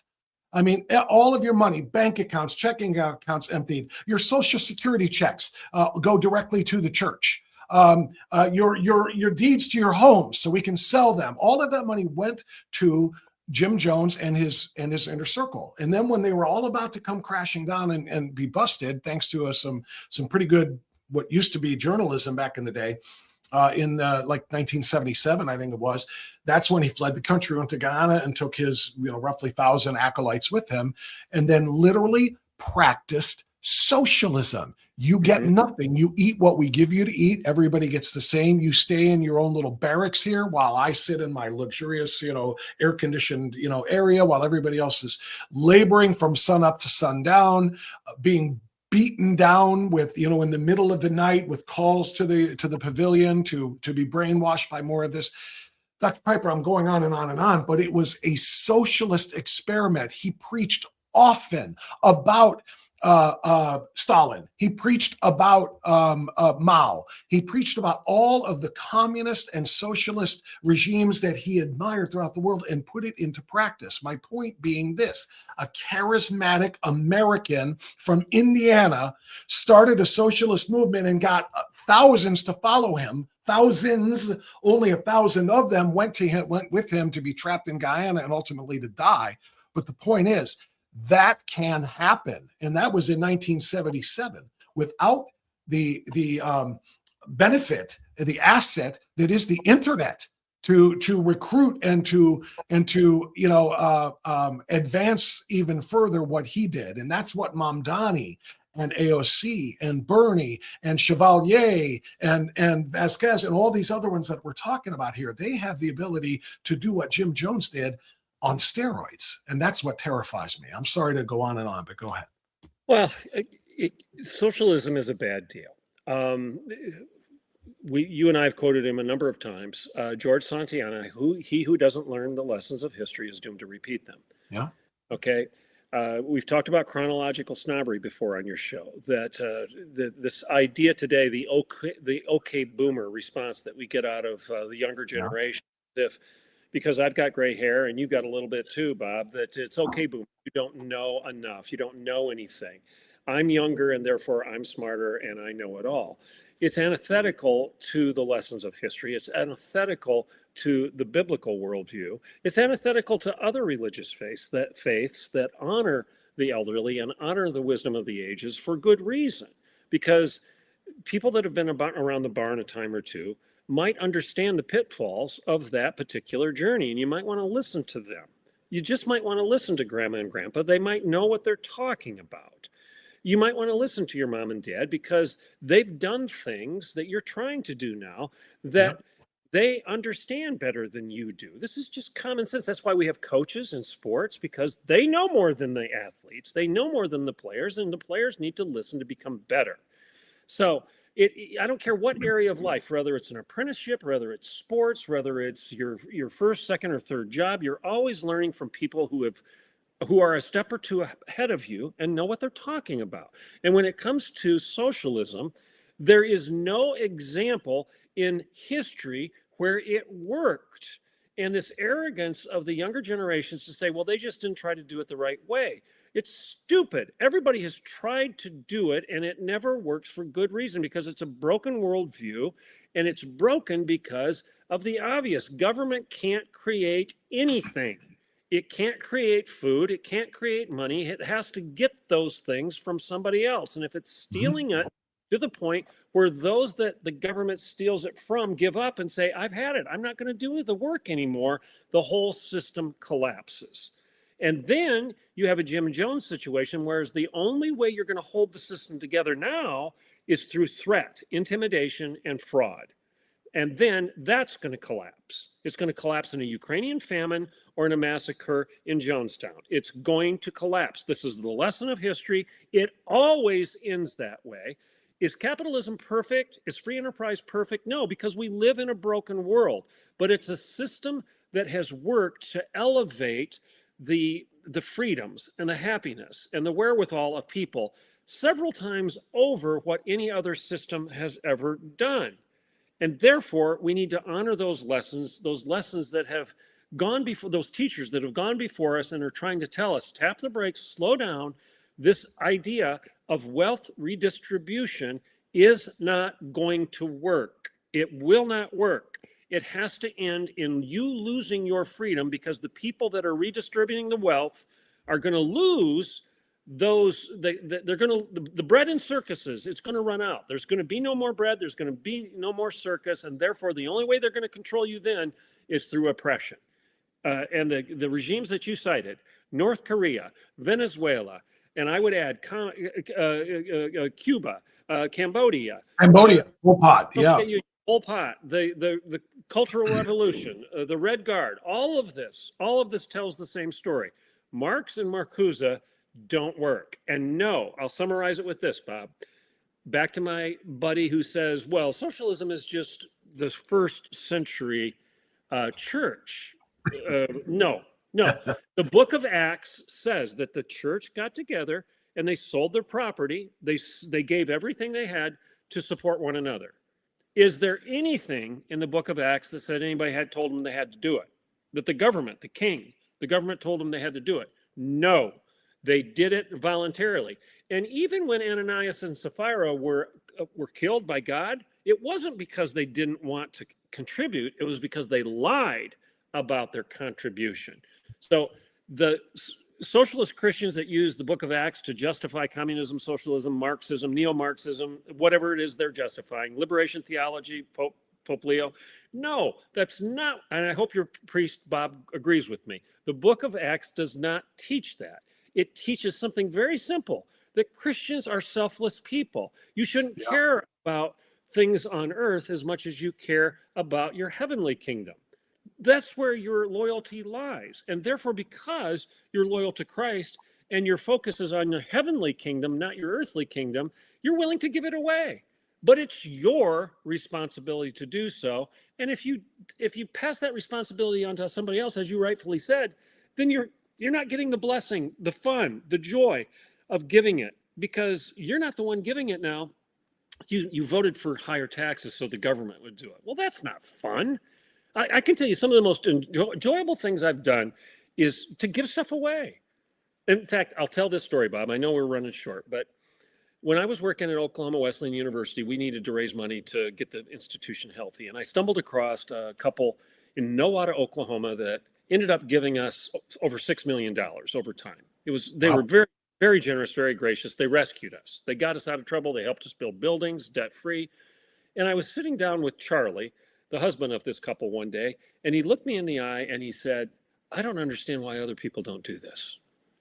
He said, I just don't understand why other people, he said, I know other people that have just as much money as we do and more money than we do, and they're not doing this. They're not giving it away. We are having a blast. We've never had more fun than giving this money away. Why don't others do it? That's the book of Acts. That's what the book of Acts is talking about. It's not talking about socialism. It's talking about Charlie, who made a fortune working hard and then is having a blast giving it away. That's Christianity. That's not communism. That's fantastic. And God willing, all of us had the opportunity to have a blast and give money away in big numbers to save really important things, institutions, universities, and so on and so forth. Thank God, literally, thank you, God, for those who do find that and have the means and take advantage of that. Hey, Dr. Piper, before we go, and we've already gone now about 90 minutes now, so thank you for your willingness to chew this all over with me. I've never quite understood how the Protestant church is run, meaning there's no head like we have Pope Leo. Because I'm sitting here again as a Catholic, and again, Father, forgive me for talking poorly about our Pope, but I have loyalty to and faith in the Church, one holy Catholic and Apostolic Church, and I believe in Jesus, and I believe in church leadership too, but I don't believe that they're infallible, and I don't believe they're always right, because they're human, they're man. There has never been a man that was anything more than man except for Christ, because he was God. So long way of saying sorry to bash Pope the way I have been. Now I hear somebody wants to be let out. Your dog says 90 minutes is enough, Dad. Let me out. Okay, go ahead. I'm trying to calm him down. Just a minute. Bob. What kind of a dog are we looking at here? Bring him into the camera.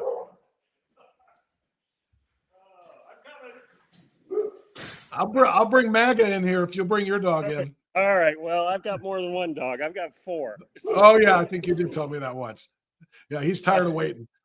My wife is rescuing us right now. Okay. All right. Go ahead. Ask your question. Thank you for that. So anyway, I've talked badly enough about our church's leader, and I do apologize for that. But like I said, my fealty and my loyalty is to our church. Who is in charge of making statements on behalf of the Protestant faith? And maybe the answer is absolutely no one, because of all of the different denominations, whether they be Wesleyan or Lutheran or Baptist or whatever it might be. Is there like a body, a circle, a conclave, something akin to the College of Cardinals and the Pope and so forth on that side? Because, I know you feel a little bit awkward about condemning, the Catholic faith or not the faith, but the Pope, because you're not a Catholic and you don't want to be offensive. And I respect that greatly, but I keep telling you, don't worry about that. But I'm just curious, on that side of the Christian fence, is there a group or a body that kind of speaks for the faith? The quick answer is within given denominations, yes, but outside those denominations, no. So, which would be the criticism that comes from the Catholic or the Orthodox. You guys are so fragmented, meaning Protestants are so fragmented. You've got 1,000 different denominations with 1,000 different hierarchies or power structures, and those rules. Those hierarchies vary greatly. For example, you've got the Presbyterian model, you've got the Southern Baptist model. Southern Baptists, people don't understand, the Southern Baptists are autonomous. There is no hierarchy within the Southern Baptists. They have their Southern Baptist Convention, and if you want to be a member of the convention, then you need to subscribe to their various different doctrinal distinctions. But aside from that, there's no authority telling the individual Southern Baptist churches what to do or what to preach or what to teach. It's just you're a member of the convention. And as long as you are complying with those basic expectations of the convention, then you're Southern Baptist. Wesleyans, for example, are different. Wesleyans have a church headquarters. There's a general superintendent. It's a stretch to say that's the Wesleyan Pope, because not really true, but there's a general superintendent, which is the head, and then you have district superintendents underneath, and then those district superintendents have the various different responsibilities to their churches and their pastors. So that's a long-winded answer. The fragmentation of the Protestant church is part of the problem, but it's also basically, maybe the best way for me to answer it is, I think I've told you this before. My last 2 years working, 2018 and 2019, I was invited to speak at the Vatican. There was a small Catholic organization that was having an ecumenical conference, and I was invited to be kind of their token evangelical to speak at this conference at the Vatican. So I went over and spoke in 2018, and I guess I didn't mess it up too bad. I was invited to go speak again in 2019. Well, the first year I was there, and I had a blast. It was conservative, God-fearing Catholics, and I had a blast, and I'm learning a lot. And we're 2 or 3 days into our conference, and we're having family-style dinner at night in this pontifical college overlooking St. Peter's. It was gorgeous.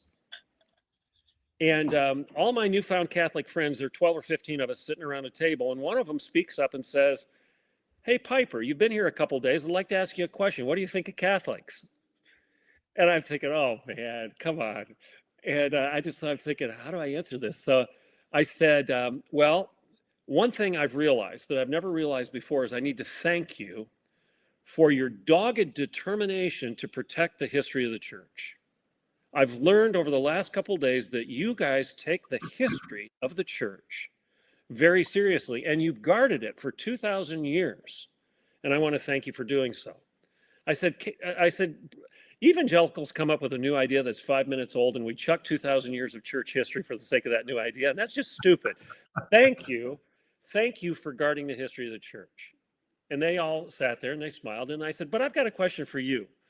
You're the one who opened the door. Can I ask you a question? And they said, sure. And I said, I just don't get the papal authority thing. I said, if my church leader, if my general superintendent pops a gasket and says something unbiblical, I say so. I say, I don't believe that. That's wrong. You should lose your job. You're expressing stuff that the Bible condemns. No, we don't go there. I said, I don't get the papal infallibility. I don't get the papal authority thing. So I was kind of asking the same question you're asking, but I'm reversing it.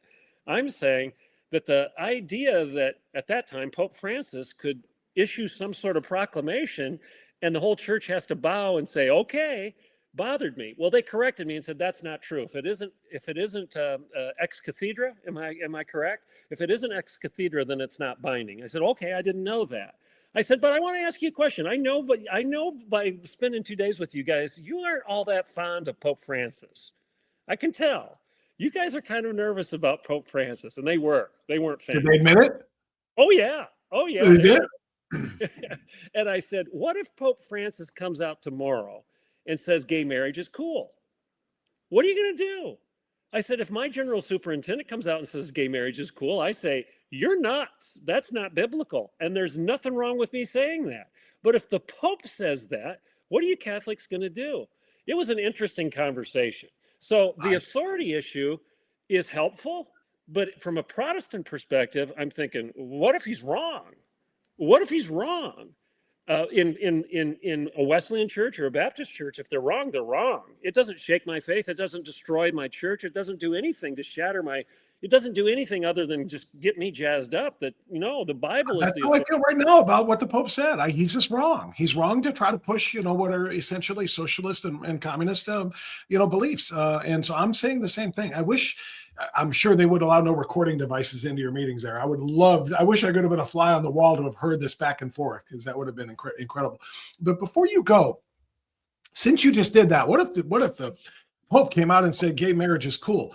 What are all of these radical churches with the rainbow backdrops and the pastors that literally are saying, gay marriage is cool, transgenderism is good? The churches of James Tallarico. I mean, are these all within the boundaries of the Protestant faith? No.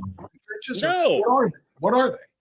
They're apostate heretics, and I don't have any problem saying that, because Tallarico's church is not. I guess it's a question.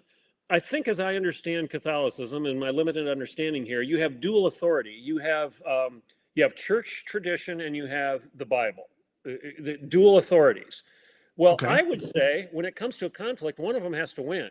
Is it your church tradition or is the Bible? Now, in Protestant tradition, it's sola scriptura, the scripture alone. The right. Bible's always going to trump everything else.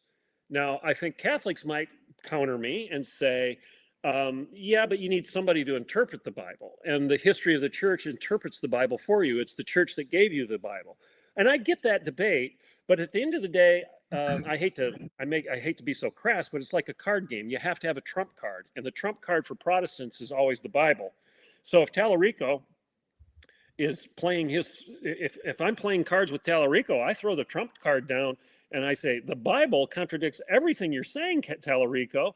And that's the end of the discussion. The Bible wins. That's the trump card. But they don't see themselves as heretics. Well, They don't see themselves. I'm just wondering, because as they stand up there in their rainbow, garments and so on and so forth, doing what they do, supporting everything that is anti-biblical, and yet they call themselves, Protestants or parts of the church. So I just, they would never agree that they're heretics. They would never agree that they're unbiblical. They would do what Tallarico did and say, hey, look, it's right there in the Bible. Mary had a choice, and she chose to have the baby. She's pro-choice. All that nonsense. I mean, we don't want to have to re-litigate all of that. Obviously, we agree on that. But, they say we are keeping within the bounds of the biblical church and we're doing it right. And you're calling them heretics. So I'm just wondering how that squares out, Well, they would, I could push them. I could easily push them in a debate to admit that they don't believe that the Bible is inerrant, infallible, authoritative, and true. They think it needs to be deconstructed and they can interpret it within their postmodern grid. They will admit that if you push them, because they have to. And then I say, well, then you don't believe the Bible. You don't believe the Bible is the authority over this debate. Now, in conclusion, I'm going to tell you what my Catholic friend said to me when I said, I don't get your Pope stuff. I don't get how he can be. What if Pope Francis pops a gasket and says gay marriage is cool? I don't like that. I want to know what you guys are going to do. You know what their response was? What? They looked at me, serious as a heart attack, and said, that can't happen. And I said, oh, come on. Again, I'm friends with them now, so I've got a little bit of latitude to push back. And besides, they're the ones that started it, so I feel like I can ask the questions now. So I said, come on. And they said, no, he can't do that. I said, sure he can. He's a human being. He can absolutely be wrong. And I know you guys don't like him, so he can do it. And he might do it. And they said, no, he can't do it. And I said, why? How is that possible that he can't do that? And they said, don't get us wrong. Now, I don't know if you agree with this, Bob. We've had bad popes. We've had bad popes over the course of 2,000 years. They said, this is a quote, some of our popes are probably in hell. They said that. Wow, no kidding. They said that. And they said, that's the issue, Everett. The issue is Jesus's promise. Jesus promised us that the gates of hell will not prevail against his church. And for 2,000 years, he's kept his promise. So he ain't going to break it now with Pope Francis. It ain't going to happen. Wow. And I thought, good for you. I'm glad you have that much confidence. Now, as a Protestant, I'm hearing you say you've got that much confidence in what the Bible says, that Jesus promised you. Mm-hmm. So still in my mind, it's the Bible trumping this debate. But that was the end of the conversation, per se. Well, I think that's the comment. And by the way, they probably turned away and said, shut him up, didn't we? but that's the commonality, that I love, because I what you described is exactly correct. I think the Bible is the final answer for both. It's just that the Bible is, as you say, and as we say, from the church. The church and the Bible are virtually hand in hand, as opposed to just the word of the Bible, in Scripture that you talked about. So the commonality is that we know that is the core. All of the other differences aside. So, wow, I wish I could have been a part of those conversations, just to listen, to eavesdrop on those conversations. All right, well, we did a whole episode. My episode's usually 2 hours long, and I'll usually have you on at most for one of those hours, usually for half an hour, 45 minutes. But we just kept rolling because you kind of gave me the green light at the beginning. You said you're good for the evening, even though your dogs disagreed. Thank you. I really enjoyed this. I hope everybody who is watching it now on playback enjoys it as well. I'm going to keep this one as a best of for sure, because we covered so much really important ground here, and I have such great respect for your knowledge on all these things. So, Dr. Piper, thank you. Go get some sleep. You've earned it. A whole day working on the ranch, and then you come in and sit down, and France keeps you for 95 minutes or whatever the heck it is right now. Really, it's been more than that, actually. It's we've rolled on. Okay. But thank you, Dr. Piper. Appreciate you very much. All right. You take care. Talk to you next week. Bye-bye. Thank you. All right. There you go. That's Dr. Everett Piper. This was one of my favorite conversations ever. Honestly, we covered a lot of ground. I hope, and a lot to chew on there, particularly as it pertains, if you're a Catholic like I am, to our faith and what our Pope had to say. And if you're a Protestant, if you're an evangelical, and there are so many of those in the conservative movement, you probably have a lot to think about or a lot to say about what we just discussed and what some of our leaders have discussed as well. All right. That was fun. That was great. I am not done yet, though. I've got one more thing for you, and I'm going to give it to you right after I give you this. If you're on Medicare and ever find yourself confused by your coverage, you're not alone. Medicare can be complicated, and the wrong information or no information at all can cost you time, money, and peace of mind. Hey, it's Bob Frantz. For a Medicare professional I know and trust, Mark King. I've known Mark for years, and I've confidently referred Medicare recipients to him time and time again because he puts people first and explains Medicare in plain English. Mark takes the time to help you understand how Medicare works, what coverage you have, and what options might be available based on your needs. There's no pressure, no confusion, and no rushed decisions. Just honest guidance from someone who's been doing this for nearly 40 years and who knows this system inside and out. If you're unsure about your doctors, your prescriptions, or your overall coverage, Mark is the go-to guy you need. Call 440-832-8936 to get an appointment. That's 440-832-8936. And for user-friendly information, visit keepingmedicaresimple.com. I trust Mark King for answers, and you can too. All right, there you go. That's my buddy Mark, who is such a loyal patriot. And thank you, Mark, for everything. And don't forget, everybody, seriously, Medicare questions, make sure you call Mark. So I had this great conversation with Dr. Piper. It was not supposed to take up the whole episode, but it did pretty much, except for the unveiling. I have been telling my locals insiders this, the Unfiltered insiders, for a few weeks now, that I'm working on another parody. You know the parodies that I do. You know GTFO, parody of YMCA. You know Hunters in the Basement, parody of Cats in the Cradle. You know Cammie, You're a Fine Girl, parody of Brandy, You're a Fine Girl. You know all of these things I've done through the years. I write them, and then I usually have somebody who's a musician that I know record them. I have been working for several weeks on a parody of Vanilla Ice and Ice Ice Baby in support of, where's my ICE logo? I guess I don't have my ICE logo up here anymore for easy access. I'll have to grab that back again. But Immigration and Customs Enforcement, as you know, under constant attack from the left. And judges still attacking, limiting their right. What was one of the news stories this week? One of these left-wing judges said that ICE and federal agents cannot arrest illegal aliens around courthouses anymore. It's like, wait, what? Are you kidding me? Oh, you don't have any real justice. Yeah, catching bad guys, catching people who have been given final orders of deportation. That's the reason for being there. I don't care if it's around the courts, around election, polling places or anything else. But anyway, the job that ICE has is so difficult.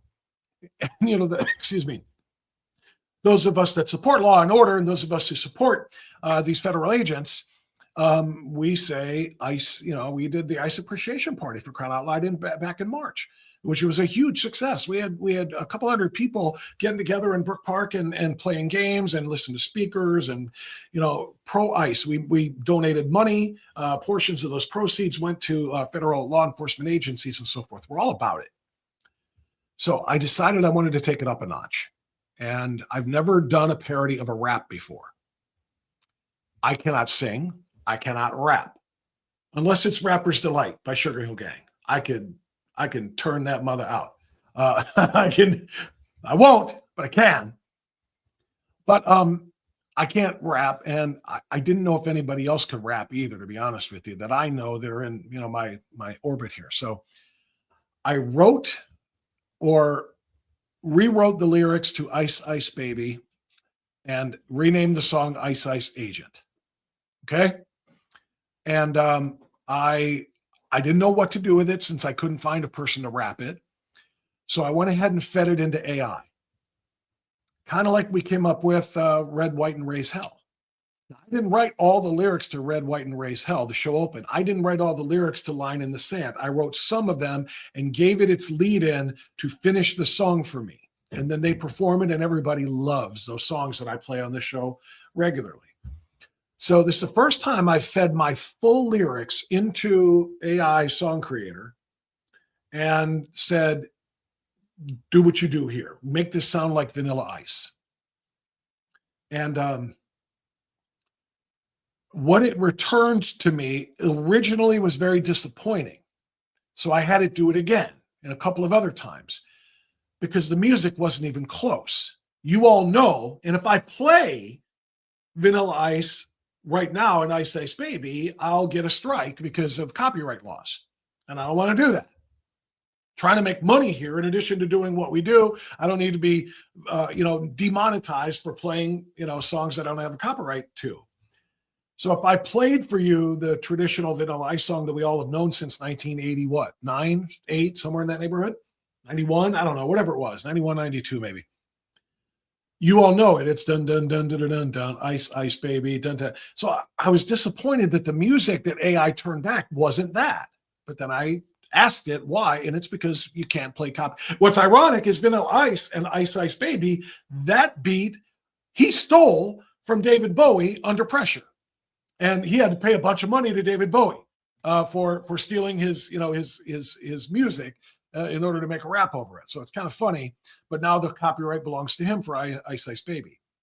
So AI gave me back the lyrics, not 100% the way I wanted it to sound, and the music didn't match that dun dun dun dun dun dun for copyright reasons. But now, because the music is original and because my lyrics are original, I own the copyright to this one, and they can't do squat. And the more I've listened to it over the last week that I've been trying to put a video together to match the lyrics, the more I've listened to it, the more I have changed my mind. I've done a complete 180. I freaking dig it now. I like it, and I can dig it, and I hope you can too. So for the first time ever, I'm going to give you Ice Ice Agent, my parody of Ice Ice Baby, with different music and a little bit of a different delivery on the lyrics. But I think you'll recognize it. And I think you may not like it as much at the first time you hear it as you will the 10th time you hear it. And believe me, you're going to hear it many, many times, because I'm going to play it on the shows, and I'm going to make it available for download for 99 cents on a Shopify page that I'm working on right now, which is where we're going to have the new t-shirts, all kinds of Strictly Speaking gear and merchandise, sleeves, and so on and so forth. I hope you'll patronize it, but I'm going to make it available sooner rather than later. But I will give it to you on the show for free. I gave it to the locals insiders, our locals insiders already, but now I'm going to give it to you for the very first time on the live stream. So this is what I was working on for weeks of writing the lyrics. It's hard to write lyrics that match the beat of a rap, especially a song as long as Ice Ice Baby. But this is what I came up with, and let me pop it up here. I made it optimized for the cell phone. Okay, because that's where most people scroll their videos and probably watch the show. So you're going to see it here. It's not going to be the best as far as the size and being able to see the lyrics on the screen. I'll probably enlarge it. Let me see what happens when I click this. No, that didn't enlarge it. That just enlarged it on my screen. Let's see if I do that. Does that make it a little bit? It's a little bit bigger. All right, I'll do the best I can with it. Anyway, so what I'm going to do here is, for the first time, like I said, I want you to take it in. I want you to remember how the song Ice Ice Baby goes. You'll appreciate it a little bit more if you hear it that way, through that, not lens, but when you hear it through that prism. And like I said, I think you'll like it a lot more the more you hear it. Because I spent weeks writing the lyrics, and I spent days putting this video together. You know what I did for half of the bus ride down to Columbus for AFP on Monday?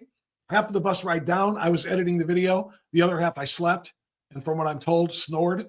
On the way home, I spent 2 hours on the way home trying to get it done by Tuesday, and I did. And I got it done yesterday, and I released it on social media today. And now for the first here on Thursday, I'm gonna let you hear it. So this is Ice Ice Baby. This is Ice Ice Agent, the parody of Ice Ice Baby. And people in the chat, get ready, because I'll be looking for and listening for and reading for your responses. I want to know what you think of Ice Ice Agent. So here we go. Drum roll, please. Yo, ICE, let's kick it. Ice Ice Agents. Ice Ice Agents. All right, stop against the wall and listen. Ice is here on a lawful mission. Don't move, cause we're holding you tightly. Rounded up aliens daily and nightly. Will we ever stop? Oh hell no, don't make us come for you, just go. If they extreme, we take them down to the ground. Tear gas is ready when the mob comes around. Damn, they like to scream and shout, but none of them knows what they're talking about. Deadly, they coming at us like the enemy. They play the race card, facing down a felony. All the invaders, you best get away. We rolling up quick, we not here to play. If there's an alien, yo, we'll find him. Homeboy can run, but we're right up behind him. Ice agents. We are the ice agents. We are the ice agents. We are the ice agents.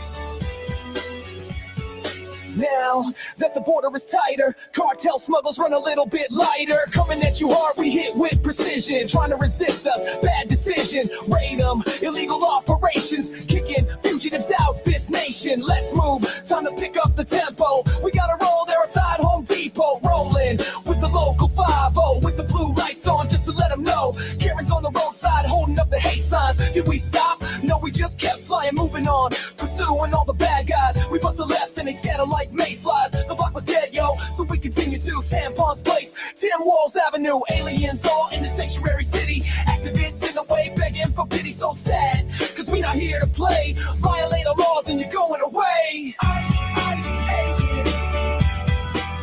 We are the ice agents. We are the ice agents. We are the ice agents.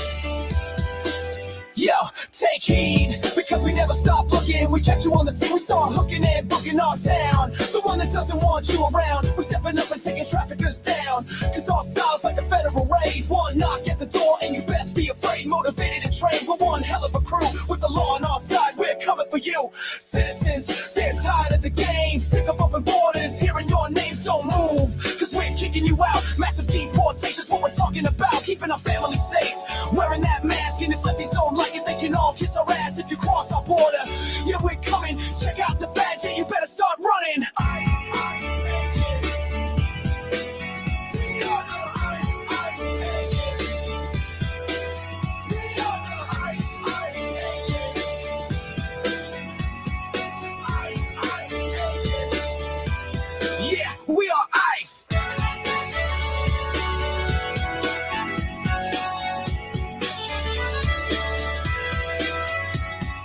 Yo, man, let's get them out of here. Back home to their mothers. Ice agents, let's roll. Ice agents, let's roll. Ice agents, let's roll. Ice agents, let's roll. Ice agents, let's roll. Ice agents, let's roll. There it is. It took a lot longer than the Yo, other. ICE. I'm going to keep rolling. Let's kick it. I'm not going to play it again right now.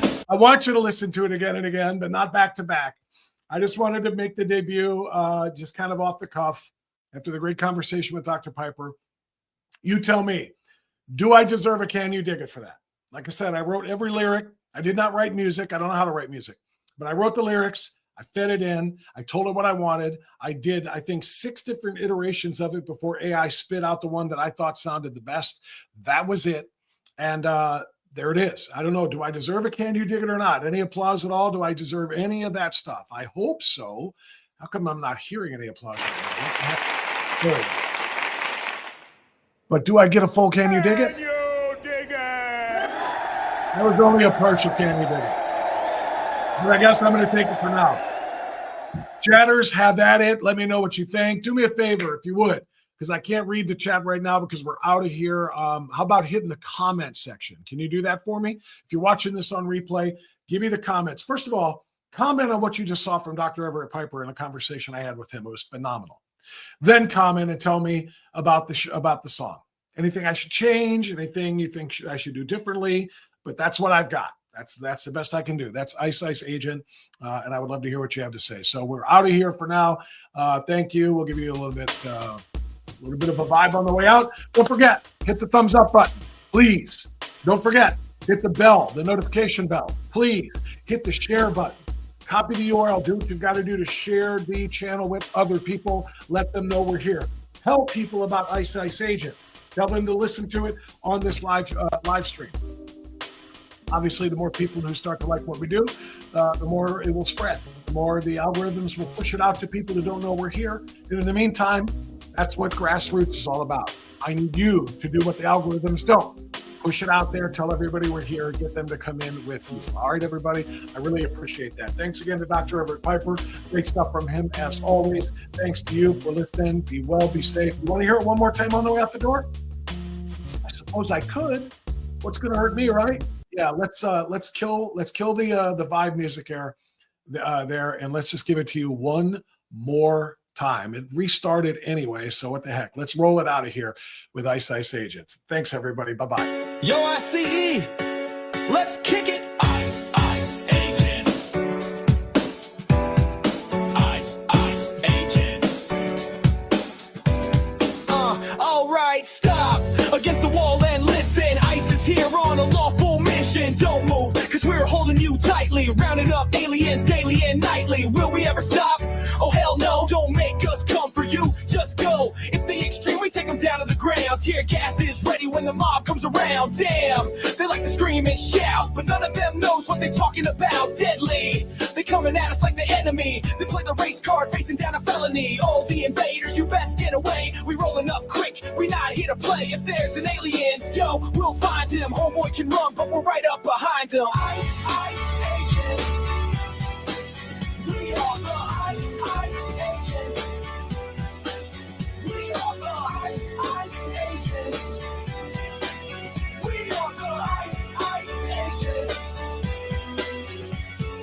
Now that the border is tighter, cartel smuggles run a little bit lighter. Coming at you hard, we hit with precision. Trying to resist us, bad decision. Raid them, illegal operations. Kicking fugitives out this nation. Let's move, time to pick up the tempo.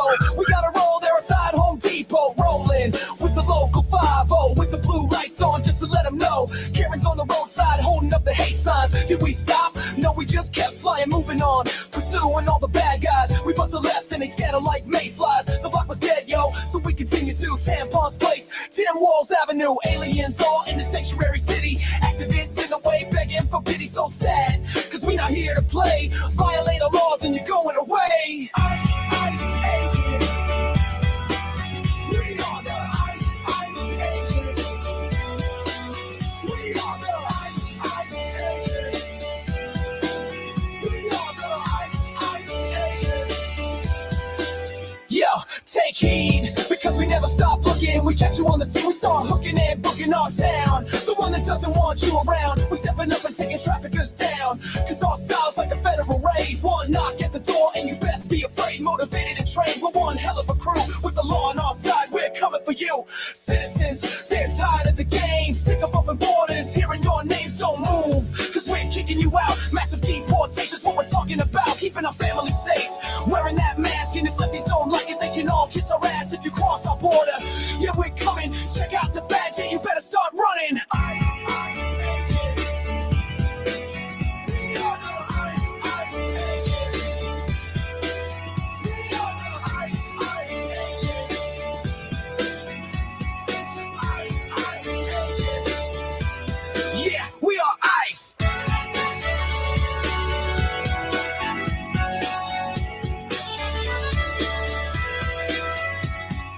Yo, man, let's get them out of here.